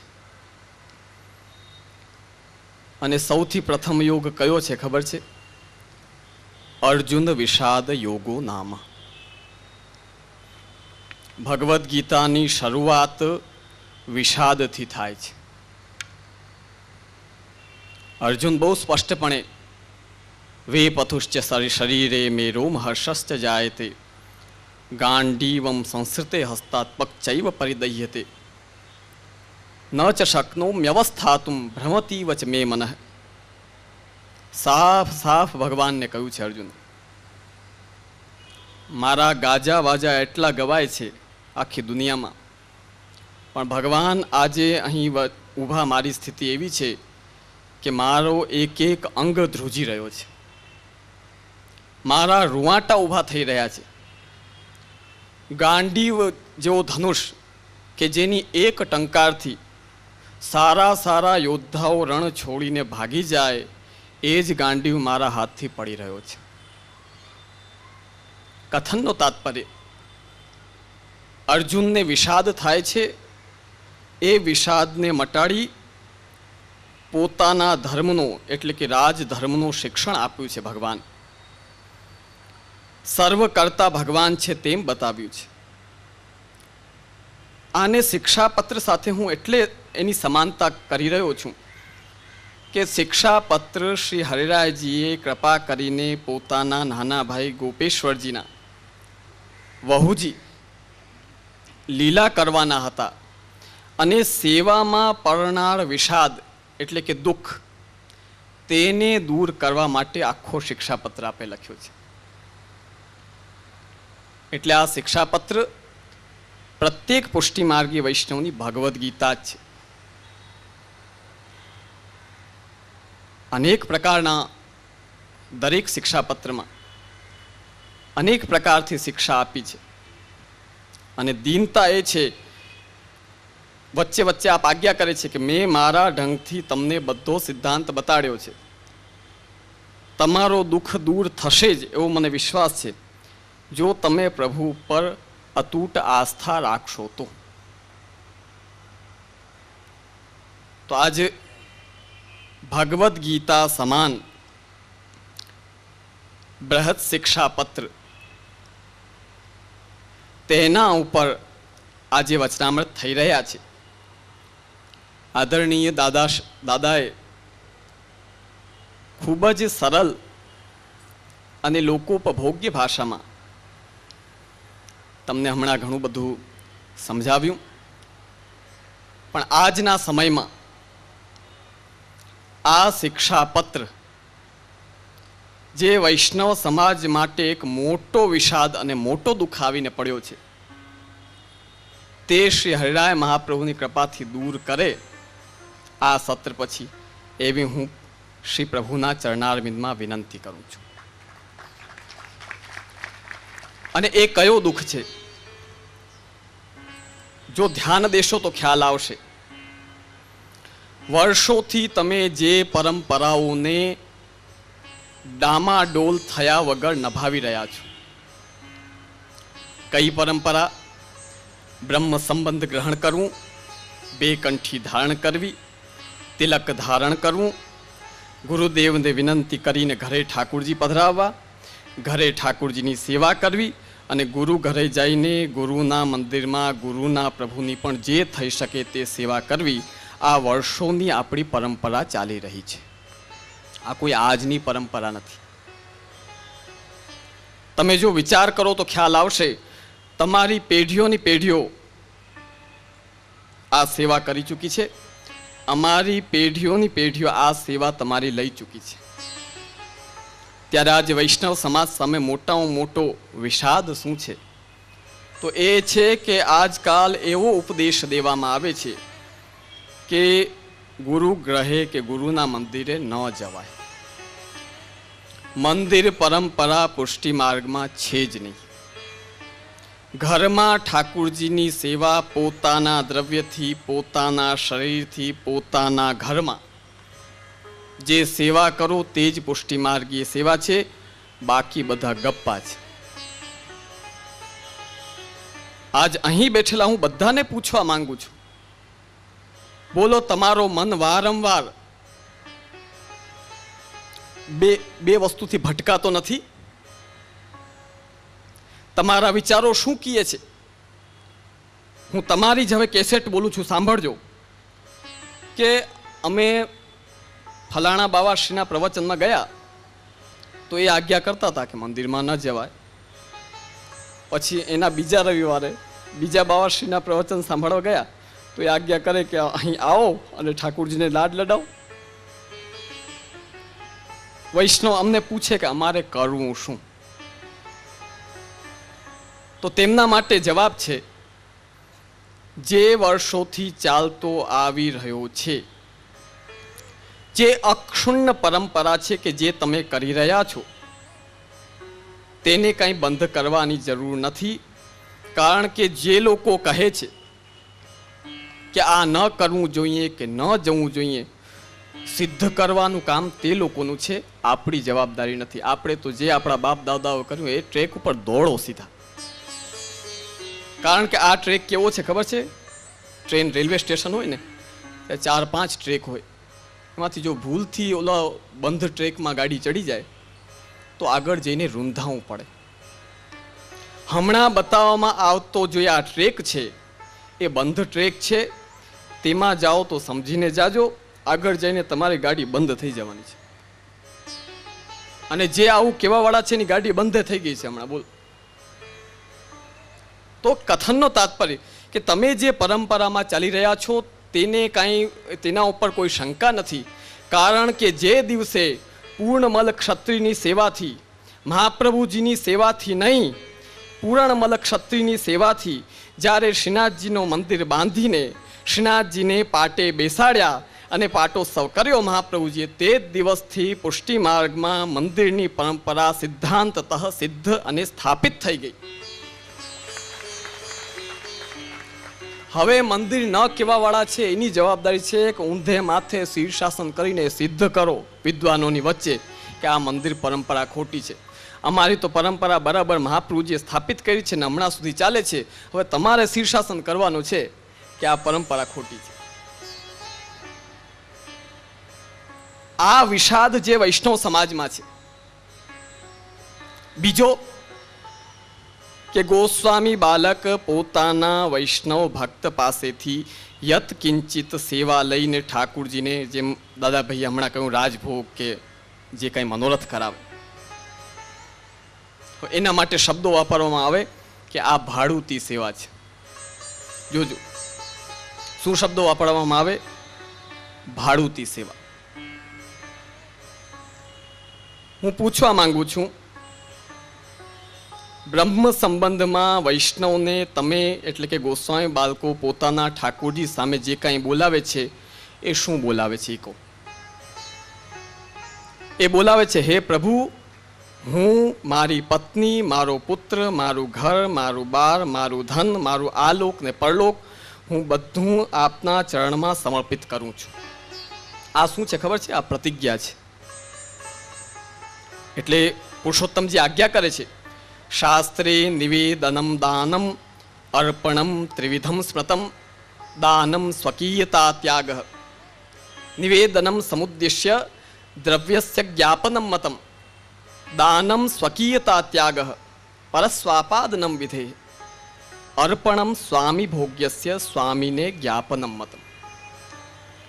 નિવેદન એટલે કમિટમેન્ટ. દાન એટલે તો કોઈનું થઈ જવું. નિવેદનમાં કમિટમેન્ટ થાય છે પણ સત્તા તમારી પાસે જ રહે છે. અર્પણ એટલે કે જે કમિટમેન્ટ કર્યું તેને સારી રીતે પ્રભુને પાછો અંગીકાર કરાવું. હવે હું પૂછવા માંગુ છું એ લોકોને કે તમે સિદ્ધાંત બતાવો છો કે ઊંઠા ભણાવો છો? બ્રહ્મ સંબંધમાં તમે પોતે પ્રતિજ્ઞા લેવડાવો, ગુરુ તરીકે વચ્ચે ઉભા રહ્યો, પોતે હાથમાં તુલસી લ્યો, પગમાં નહીં. સમજજો, ધ્યાન દેજો મારી વાત ઉપર. ગોસ્વામી બાળકો ચરણમાં નથી ધરાવતા, હાથમાં તુલસી લે છે અને ઠાકુરજીના ચરણમાં અંગીકાર કરાવે છે. અને જ્યારે વૈષ્ણવ સેવા ભેટ દેવા આવે ત્યારે શું કહે કે ભાઈ ન લેવાય, આ ભાડુતી સેવા કહેવાય. ત્યારે આવું પ્રતિપાદન કરે. હું એ લોકોને પૂછવા માંગુ છું કે જ્યારે બ્રહ્મ સંબંધ તમે આપો છો એ નાટક છે કે પછી સેવા ભેટ નથી લઈને અંગીકાર નથી કરાવતા એ નાટક છે? પ્રિયજનો, આ વિષાદ વૈષ્ણવોને બહુ હેરાન કરી રહ્યો છે. આ વિષાદ દૂર થવું અત્યંત આવશ્યક છે. અને આ વિષાદ આપણા પુષ્ટિ સિદ્ધાંત અને શ્રી હરિરાય મહાપ્રભુ રચિત શિક્ષાપત્રમાં આ સિદ્ધાંત 100% સ્થાપિત કરેલું છે કે વૈષ્ણવ આનંદપૂર્વક પોતાની વિતજા સેવા પ્રભુને અંગીકાર ગુરુદેવના માધ્યમથી, શ્રી મહાપ્રભુજીના માધ્યમથી કરાવી શકે. પ્રિયજનો, કથનનો તાત્પર્ય કે આવા ઘણા બધા વિષાદ હમણાં આપણા પુષ્ટિ સમાજમાં ફેલાઈ રહ્યા છે. તમે બધા ભગવદ ભક્તો છો. આદરણીય દાદાભાઈ ખૂબ જ એક વિશિષ્ટ આ આયોજન કર્યું છે અને તે આયોજનનું વૈશિષ્ટ્ય એ છે કે યુવા વર્ગ આનો ખૂબ મોટા પાયે લાભ લઈ રહ્યો છે. હું આજે અહીં કાંદીવલીમાં તમારા સૌ વચ્ચે કહેવા માંગુ છું, હમણાં જ યુનિવર્સિટીની વાત ચાલી. આટલું સારું એક સુંદર પ્રોજેક્ટ કે જેના થકી વૈષ્ણવને લાભ થાય, ઉત્તરોત્તર તેમના જ્ઞાનનો સ્તર વધે તેવું એક સુંદર આયોજન જે મૂકવામાં આવ્યો છે તેના પણ સંપૂર્ણ એમણે માહિતી આપી અને એમાં પણ આપ લોકો જોડાઓ.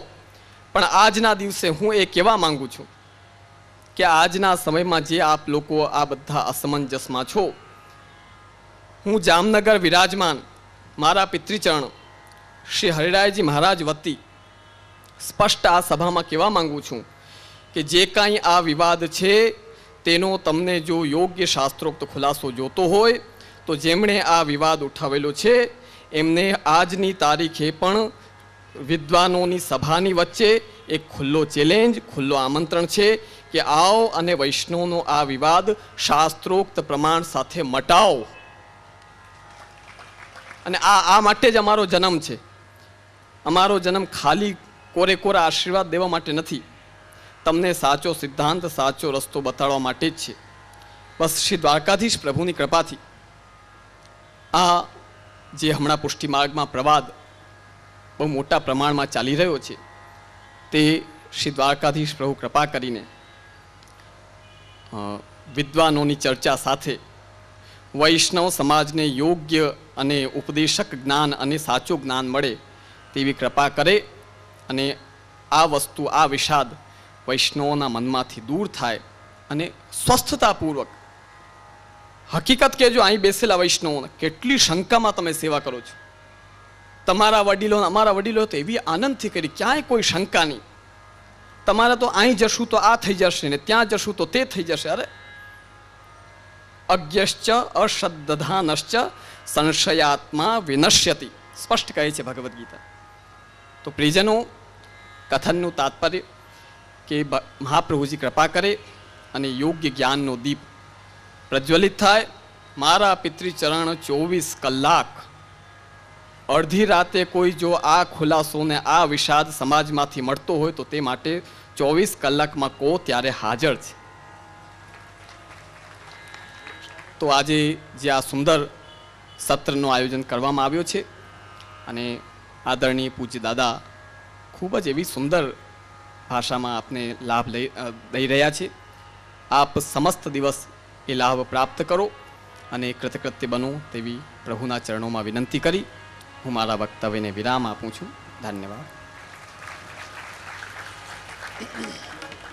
હવે મુંબઈથી પધારેલા પરમ આદરણીય શ્રદ્ધેય મારા મિત્ર પ્રવર, પરમ આત્મીય ગોસ્વામી શ્રી પ્રશાંત કુમારજી મહોદયશ્રીના વચનામૃત થશે. તો સૌ વૈષ્ણવ આપણે એમનો લાભ લઈશું.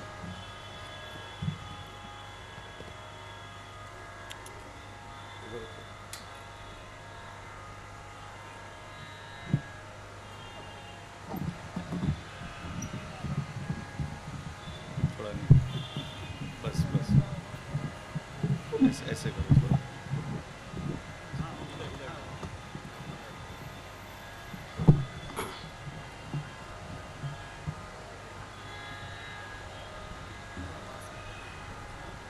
ठीक है, ठीक है. પૂજ્ય ચરણ હમણાં આજ્ઞા કરી. મને તો મનમાં થતું હતું આ વિવાદ જેના માટે હોય તેના માટે, પણ અમારા કાંદેવલીમાં તો આ વ્રજમાં રહેતા વ્રજભક્ત પ્રેમી વૈષ્ણવો છે. જો કોઈના મનમાં વિષાદ હોય તો હવેલીમાં આટલી મોટી સંખ્યામાં વૈષ્ણવ આવે જ નહીં. ખૂબ પ્રેમી વૈષ્ણવો છે.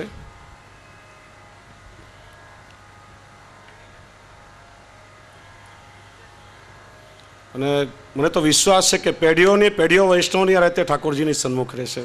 એમાં કોઈ બેમત નથી. વલ્લભાધીશ કી જય.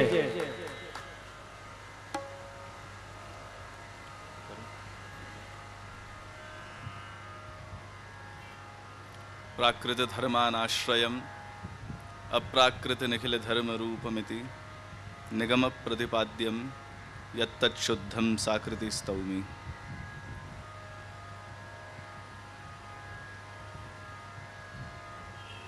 बहुत लंबे समय के बाद श्री द्वारकाधीश प्रभु के प्रांगण में कुछ भगवत चर्चा करने का अवसर द्वारकेश दादा ने दियो. प्रायः 8 वर्ष हुए होंगे कि जब यहीं पे वल्लभाख्यान को आयोजन आपके द्वारा भयो थो और वहाँ में एक दिन बोलने को अवसर प्राप्त भयो और फिर वाके बाद आज जब शिक्षा पत्र को आयोजन हो रहे है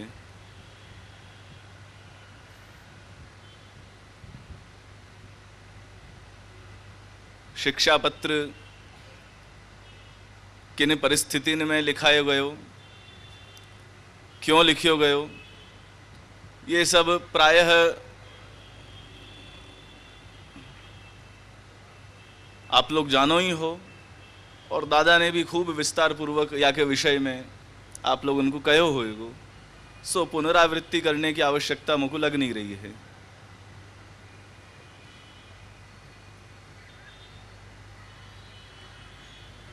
समय कम होवे सु बहुत सारे मुद्दान के ऊपर तो अपन चर्चा नहीं कर सकें, लेकिन फिर भी कुछ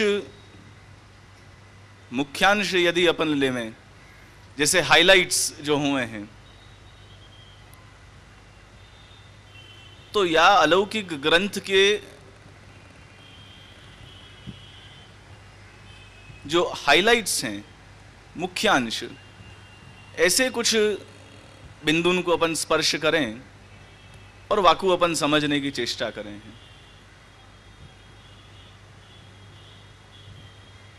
सर्वप्रथम तो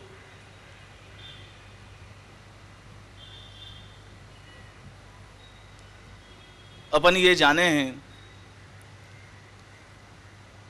कि श्री हरिराय जी को अपने संप्रदाय में शिक्षा सागर की उपमा दी गई है। श्री हरिराय जी को योगदान संप्रदाय में अभूतपूर्व है, अद्वितीय है, ये अपन सबको स्वीकारना पड़ेगा, क्योंकि मार्ग के तत्वन को और रहस्यन को, भावन को, उनने जो उद्घाटन कियो है, वो उनको औदार्य, उनको ऋण हम कभी चुका नहीं सके हैं।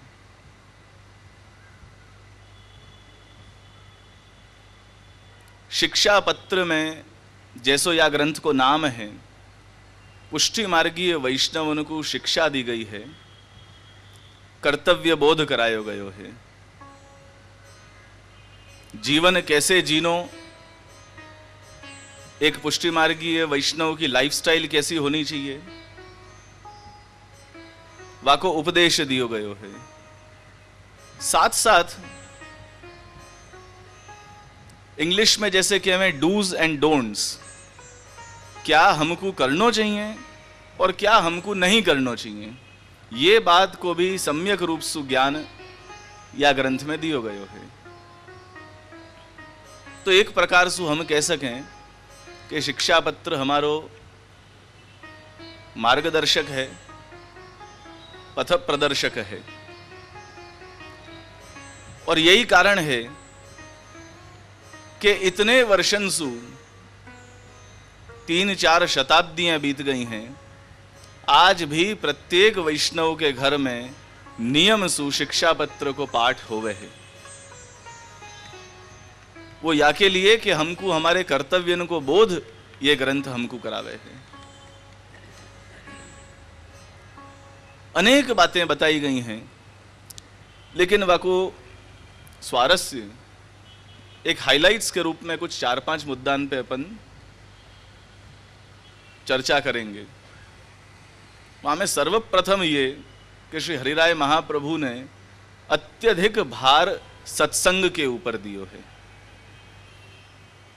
कि प्रत्येक वैष्णव को अनिवार्य रूप से भगवदीयन को, तादृशीन को संग करनो है, उनके अनुभव लेकर के अपने जीवन यात्रा को आगे बढ़ानी है और भक्ति के पथ पे अग्रसर होना है। अब यह सत्संग को लेके ही बहुत बड़ी विडंबना है कि सत्संग एक्चुअली क्या है। कोई भी व्यक्ति भगवान को नाम ले लेके, महाप्रभु जी, गुसाई जी, यमुना जी को नाम ले लेके और बात करतो होए,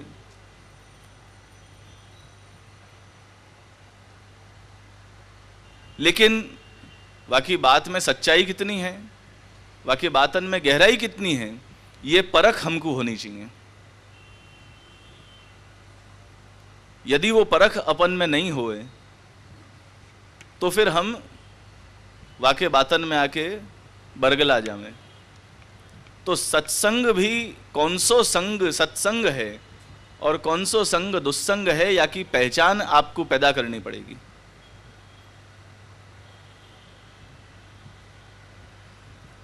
प्रायः अपन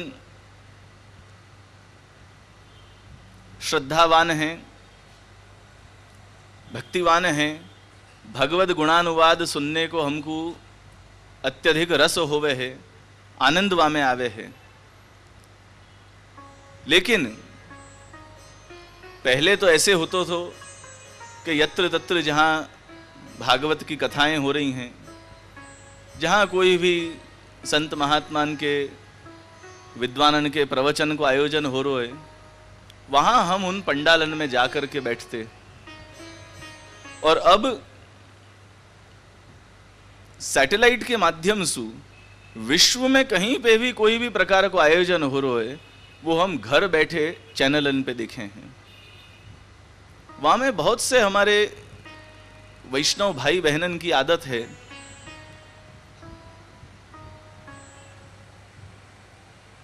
कि कुछ भी भगवत गुणानुवाद सुननो।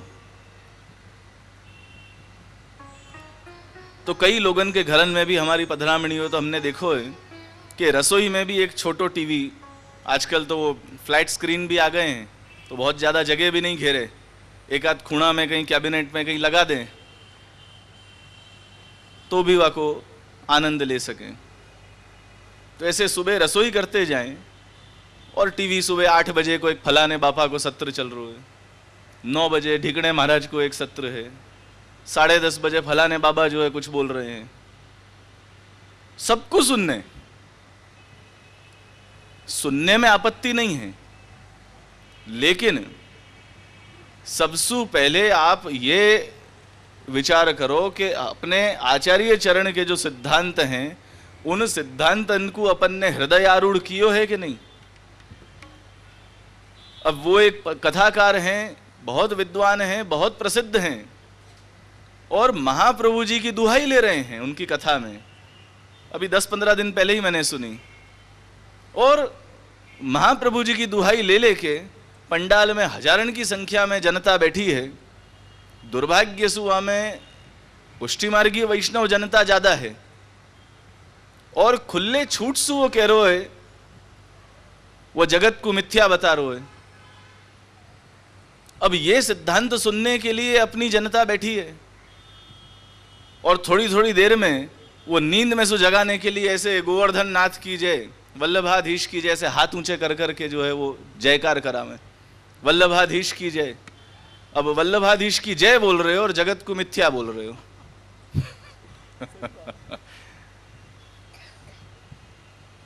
तो क्या ऐसी कथा वाकू क्या सत्संग आप कहोगे? कदापि नहीं। तो ये ज्ञान पैदा करो आप लोग। वाके लिए श्री हरिराई जी बहुत भार देके के में अन्य श्रवण अन्य कीर्तन को त्याग। कीर्तन में भी श्री हरिराय महाप्रभु ने गायो है, अन्य श्रवण कीर्तन तज निस दिन, सुनो सुबोधिनी जी जिये धरी नेम। जब तक हमारे वैष्णवजन हंस वृत्ति नहीं पैदा करेंगे, तब तक या रोग से मुक्त नहीं होंगे। हंस वृत्ति क्या कि कै हंस मोती चुगे कै लंघन कर जाए, ऐसी जो है एक जनश्रुति है। तो एक संकल्प लो, एक नियम लो कि हम कथा प्रवचन उपदेश श्रवण करें तो हमारे आचार्यन को श्रवण करें। जो वल्लभ कुल परंपरा में जो आचार्य बालक हैं उनको श्रवण करें। दूसरे जो वल्लभ कुल के आचार्य बालक अंशु आज्ञा प्राप्त जो शास्त्री हैं, जो विद्वत जन हैं, जिनको हमारे बड़े ने आज्ञा दी है कि आप हमारे वती आप पुष्टि धर्म को उपदेश जनता को दो, वैसे उन विद्वानन को श्रवण आप करो। और विनको यदि अभाव होए तो खाली वो कान की कुचर मिटाने के लिए हम कुछ भी सुन लें, ऐसी वृत्ति को त्याग करो और हंस वृत्ति को अपनाओ। ये परम आवश्यक है, क्योंकि जब तक ये नहीं करोगे तब तक उन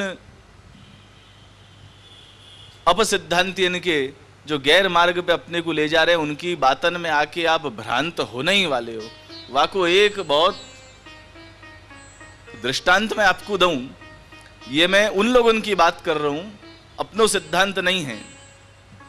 वे लोग क्या कह रहे हैं, उनकी बातें देखो कितनी चिकनी चुपड़ी हुए और बहुत मजा आवे उनकी बातन में, और वो कैसे अपने को बरगला सकें, वाको एक उदाहरण है। वे लोग क्या कह रहे हैं कि ब्रह्म सत्य है और जगत मिथ्या है, और वा ब्रह्म को सत्य मान के वाको निर्गुण निराकार बतावे हैं कि वो निर्गुण है, वो निराकार है, निर्धर्मक है। वाके लिए वो दृष्टांत कैसे देवे, उनको लॉजिक देखो कितना जबरदस्त है कि यदि आपको अपने सिद्धांतन को ज्ञान नहीं होएगा तो आप निश्चित रूप से उनकी बातन में आ जाने वाले हो। वो उदाहरण कैसे देवे, वो कहवे हैं कि 24 टच को सोना होए वाकू घाट घड़ने में नहीं आवे हैं। आप स्वर्ण को यदि आप कोई भी कंकण, कुंडल, हार, माला इत्यादि मुद्रिका कुछ भी आप बनाने के लिए आप दोगे तो वहां में कुछ न कुछ धातु को मिश्रण करना पड़ेगा, तो ही वो हार, कुंडल, कंकण बनेगो। तो उनको कहने को तरीका देखो कि 100 टच के सोना को घाट नहीं दियो जा सके है, और जब वहां में तांबा, पीतल आदि अन्य धातुन को मिश्रण करावे हैं तब ही वो घाट लेवे है। वही प्रकार सु ब्रह्म जब तक घाट रहित है, मतलब आकार शून्य है, निराकार है, तब तक वो शुद्ध है, 100 टच को सोना है। और जैसे ही वो कोई घाट घड़े, राम बने, कृष्ण बने, वामन बने, बुद्ध बने, वहां में माया को गंध आ जावे है, माया शबल हो जाए, माया अवच्छिन्न हो जाए है। अब ये बात लॉजिकली कितने गले उतर जाए ऐसी है, लेकिन सर्वथा अपसिद्धांत है। वैष्णवन को लेश मात्र ये बात अभीष्ट नहीं है, ये बात को आपको ध्यान रखनी है। अतएव श्री हरिराय चरण तो आज्ञा करें हैं कि अन्य श्रवण करो ही मत। अन्य श्रवण करोगे तो विकार आने को कहीं गुंजाइश, कोई स्कोप रहेगी। आप अन्य श्रवण, अन्य कीर्तन को त्याग ही आप कर दो तो यह समस्या पैदा ही नहीं होगी। या को एक सुंदर दृष्टांत अपने वैष्णव वार्ता में भी है। मुकुंद दास जी की वार्ता आप लोग देख लीजो घर पे, यहां अधिक मैं बोल सकूं ऐसी इतना समय नहीं है। वाह वार्ता को भी सार यही है कि विन्ने चौपड़ खेलनो ज्यादा अभीष्ट समझो, लेकिन अवैष्णव के मुखसु भगवत कथा श्रवण करनो उनने गवारा नहीं समझो। तो वैसे ही आधुनिक समय में अब कोई चौपड़ खेलने वाला तो नहीं है, लेकिन मैं आपको कहूं कि टीवी में सीरियल देख लो, लेकिन ऐसे बापा बापून की कथाएं मत सुनो, क्योंकि विकार आने ही वालो है आपको। और यदि सुननो होए तो अपने मार्गीय सिद्धांतन को सचोट रूप से हृदय में स्थापन वाको कर लो, वाके बाद सुनो कि देखें ये कह क्या रोए। वाह उद्देश्य से सुनते हो तो जरूर सुनो, अन्यथा नहीं सुनो, सो बचे रहोगे। तीसरी बात, अभी दादा भाई मद के प्रकार बता रहे थे, श्री हरिराय जी द्वारा प्रकाशित। तो बहुत संक्षेप में मैं एक दृष्टांत दूं और वाके बाद में मेरे व्याख्यान को विराम दूंगा, क्योंकि आगे को भी कार्यक्रम चलानो है। कोई भी धर्म, कोई भी संप्रदाय कभी भी आपको घमंड करवे को नहीं कहेगो, अभिमान करवे को नहीं कहेगो। वाके 20 प्रकार दादा ने बताए हैं, तो उनकी पुनरावृत्ति नहीं करके एक ही बात मैं श्री हरिराय जी ने ही जो वारंवार कही है, वाकू पुनः मैं एक बार मेरे द्वारा कहूं, क्योंकि श्री हरिराय जी ने प्रत्येक स्थल पे, प्रत्येक पत्र में यत्र तत्र उनने एक बात पे बहुत भार दियो है कि अपने को दीनता रखनी है। दैन्य भाव अपने में कभी भी अपने से जानो नहीं चाहिए, क्योंकि दीनता ही है जो एक भक्त भगवान को अर्पण कर सके है। श्री महाप्रभु जी ने निबंध में, शास्त्रार्थ निबंध के आरंभ में ही एक बहुत जबरदस्त सिद्धांत हमारे सामने रखियो है। श्री महाप्रभु जी बतावे हैं, प्रश्न करे हैं एक श्लोक के द्वारा कि जाके पास गरुड़ रूपी आसन है, वाकु हम क्या सिंहासन आदि पे हम पधरा सके हैं। जाके वक्ष पे कौस्तुभ मणि सुशोभित होती होए, वाकु हम क्या रत्नमणि हार मोती हीरा हम भेंट कर सके हैं। जो स्वयं लक्ष्मीपति है, जाके चरणारविंद में लक्ष्मी निरंतर वास करके वाके चरण की सेवा कर रही है, वाकु हम क्या भेंट धरे हैं, क्या भेंट धर सके हैं। और जो साक्षात सरस्वती को पति होए, जो वाकपति होए, वाकु हम क्या स्तुति करके वाकु हम प्रसन्न कर सके हैं। तो न हम कोई सिंहासन वाकु देने के काबिल हैं, न हम कोई रत्नमणि हार वाकु भेंट कर सके हैं, न कोई प्रकार से द्रव्य वाकु हम भेंट कर सके हैं, न स्तुति के द्वारा वाकु प्रसन्न कर सके हैं। तो कर क्या सके एक भक्त। तो महाप्रभु जी आज्ञा करे हैं, भगवदी जीवई ही नमनमेव कर्तव्यम नाधिकम शक्यम इति सिद्धांतः, कि हम सदैन्य सर्वात्म भाव पूर्वक मात्र भगवान के चरण कमलन में नमन मात्र ही कर सकें, वासु अधिक हम कुछ नहीं कर सकें। न अधिकम शक्यम इति सिद्धांतः, ये सिद्धांत है। अपितु दैन्य भाव पूर्वक, विनम्रता पूर्वक, सर्वात्म भाव पूर्वक भगवान के चरण कमलन में, श्रीमद आचार्य चरण, श्रीमद प्रभु चरण के चरणारविंद में, अपने गुरु और समस्त वल्लभ कुल के चरणारविंद में वही श्रद्धा, वही दीनता रख के हम सब नमन कर सके हैं। एक दृष्टांत मैं दूं। एक गुरु थे, उनको आश्रम थो और वहां पे उनके कुछ चुनिंदा शिष्य उनके पास रहते थे और उनके पास अभ्यास करते थे, विद्या ग्रहण करते। अमुक वर्ष के उपरांत जब उनको विद्याभ्यास संपूर्ण भयो, तब ऐसी अपनी एक ऋषि आचार्य परंपरा ऐसी रही है, गुरु शिष्य परंपरा, कि गुरु अपने शिष्य अपने गुरु के पास रहवे है अंतेवासी बन के, और विद्या अभ्यास करने के बाद जब वापस वाके घर लौटने को समय होए तो कोई गुरु दक्षिणा देवे है। तो इन सब ने इकट्ठे होके और अपने गुरु से पूछी कि हम आपको गुरु दक्षिणा में क्या देवें, आप मांगो सो हम देवें। तो गुरु ने कही कि मैं जो मांगूंगा वो तुम नहीं दे पाओगे, तो तुम स्वेच्छा से जो तुमको ठीक लगे वो मुझको दे के और चले जाओ। फिर भी उनने जिद करी कि नहीं, आप हमको कहो कि हम क्या देवें। तो वह गुरु ने फिर कही कि जाओ और संसार में जो सबसे तुच्छ वस्तु है तुम लाके मेरे को दे दो, मेरे को वही चाहिए, वासु अधिक मुझको कोई अपेक्षा नहीं है। अब ये जो है वो तीनों चारों शिष्य विचार में पड़ गए कि मांग मांग के भी गुरु ने ये क्या मांगो। तो गए वो संसार की सबसे तुच्छ वस्तु ढूंढने के लिए। रास्ता में ही उनको मट्टी मिली। मट्टी लाने को उनने विचार कियो, तो मट्टी ने मना कर दी कि भाई तुम मेरे को क्यों सबसे तुच्छ वस्तु समझ रहे हो, मैं तो कितने जामे तुम जल भर के पियो, ऐसे घड़ा बनाने में मेरो जो है वो काम लगे है, तो फिर मैं तुच्छ कैसे भाई। ठीक है, वाकु छोड़ दियो। पत्थर पड़े थे तो इन शिष्य ने समझी कि पत्थर से ज्यादा तुच्छ क्या होएगो।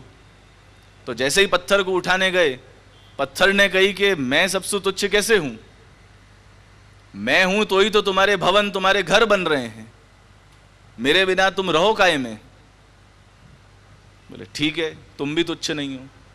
कचरा को ढेर पड़ो तो कचरा को ढेर उठाने गए तो वाने भी कही कि भाई मैं ही तो खाद बनू हूं, जाकू तुम खेत में डालो और तुम्हारे अनाज पैदा हुए हैं और फिर तुम खाओ, तो मैं तुच्छ कैसे भाई।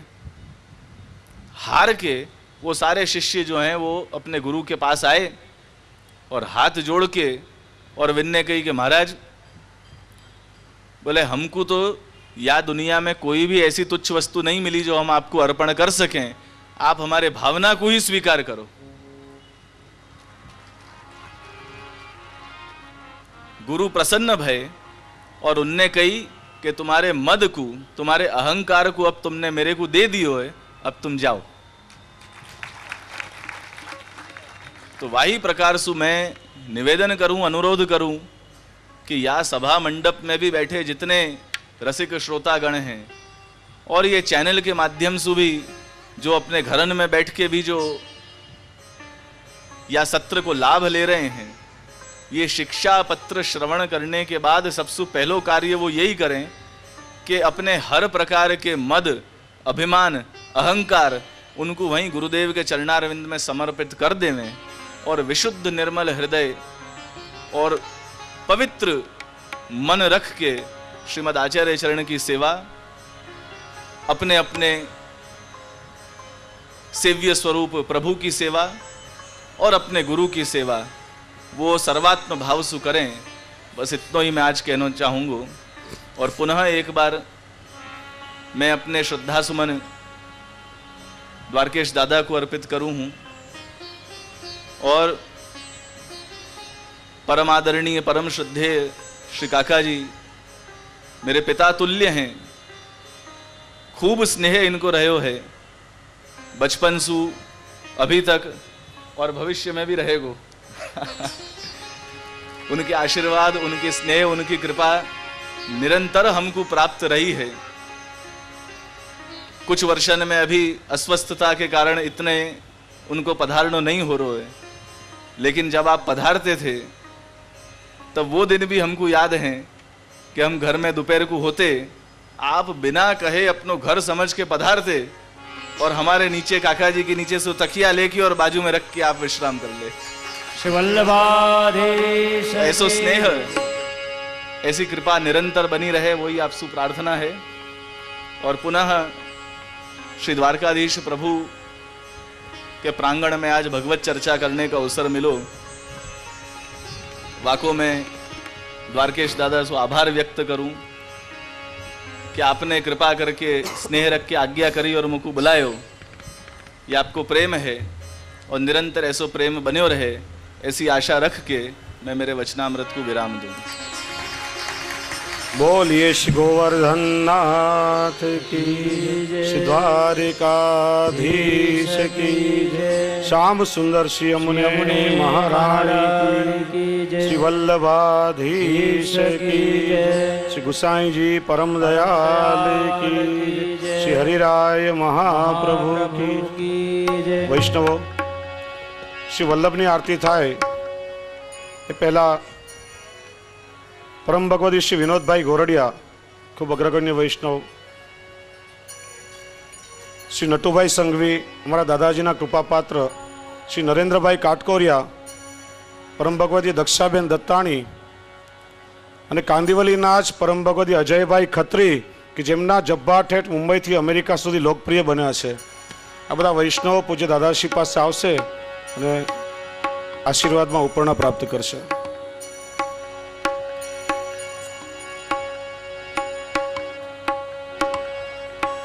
ધૂન બોલો। श्याम मनोरथी परिवार आरती की तैयारी करो ત્યાં સુધી। बजे धीरे धीरे,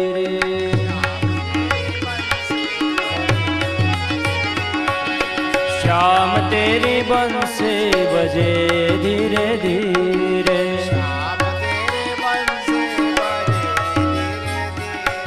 बजे धीरे धीरे श्री यमुना जी ने तीरे,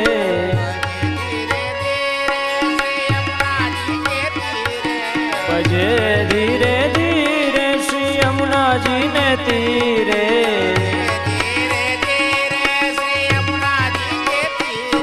ओ कन्हैया तेरी बंसी बजे धीरे धीरे,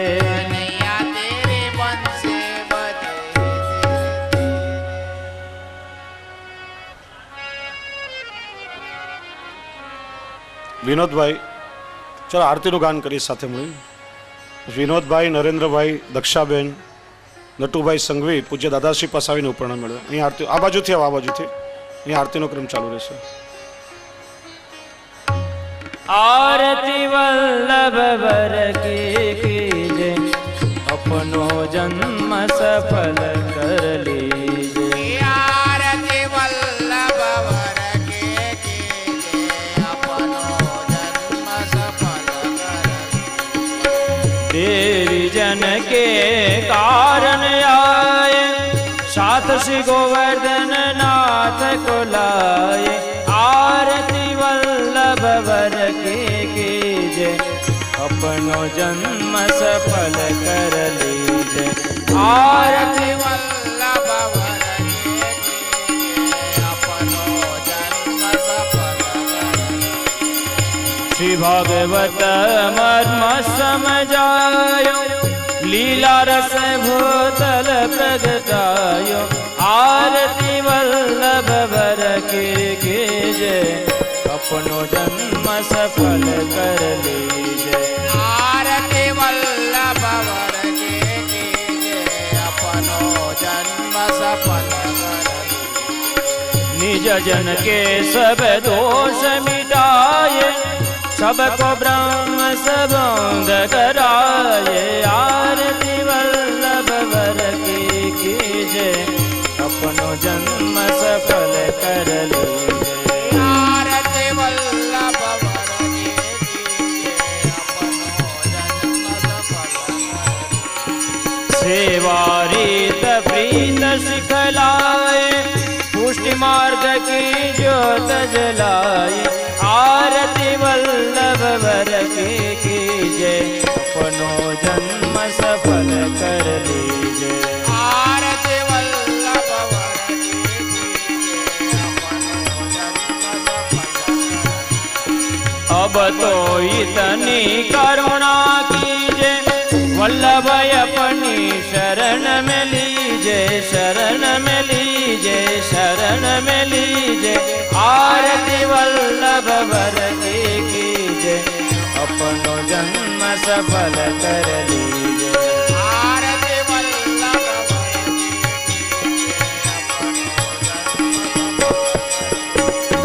आरती वल्लभ वर के कीजे अपनो जन्म सफल कर आरती वल्लभ वर के कीजे अपनो जन्म सफल कर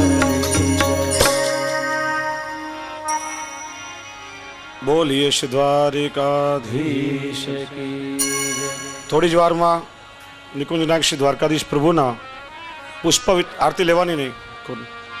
પુષ્ટિ માર્ગ કાલે પણ સમજાવેલી આ વાત. પુષ્પ વિતાનના મનોરથની ઝાંખી થશે. મહેરબાની અચ્છા આગળથી ગાડલા લઈ લો, અહીંથી થશે દર્શન, પણ ધક્કામુક્કી કર્યા વગર ખૂબ શાંતિથી કતારમાં દર્શન કરીને વચ્ચે રસ્તો કરાવી દેજો.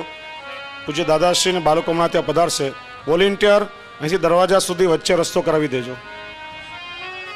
આશ્રયનું પણ भरोसो दृढ़ चरणन के भरोसो दृढ़ चरणन के दृढ़ चरणन के भरोसो दृढ़ चरणन के भरोसो આ ગેટમાંથી કોઈને પણ અંદર એન્ટ્રી નહીં આપશો. વોલેન્ટિયર્સ બધા આ ગેટમાંથી કોઈને પણ એન્ટ્રી નહીં, મુખ્ય ગેટમાંથી દર્શન માટે જશે બધા. श्री वल्लभ नख चौंद छटा बिन श्री वल्लभ नख चौंद छटा बिन सब जुग मा जय अंधेरो भरोसो हृदय चरणन तेरो भरोसो हृदय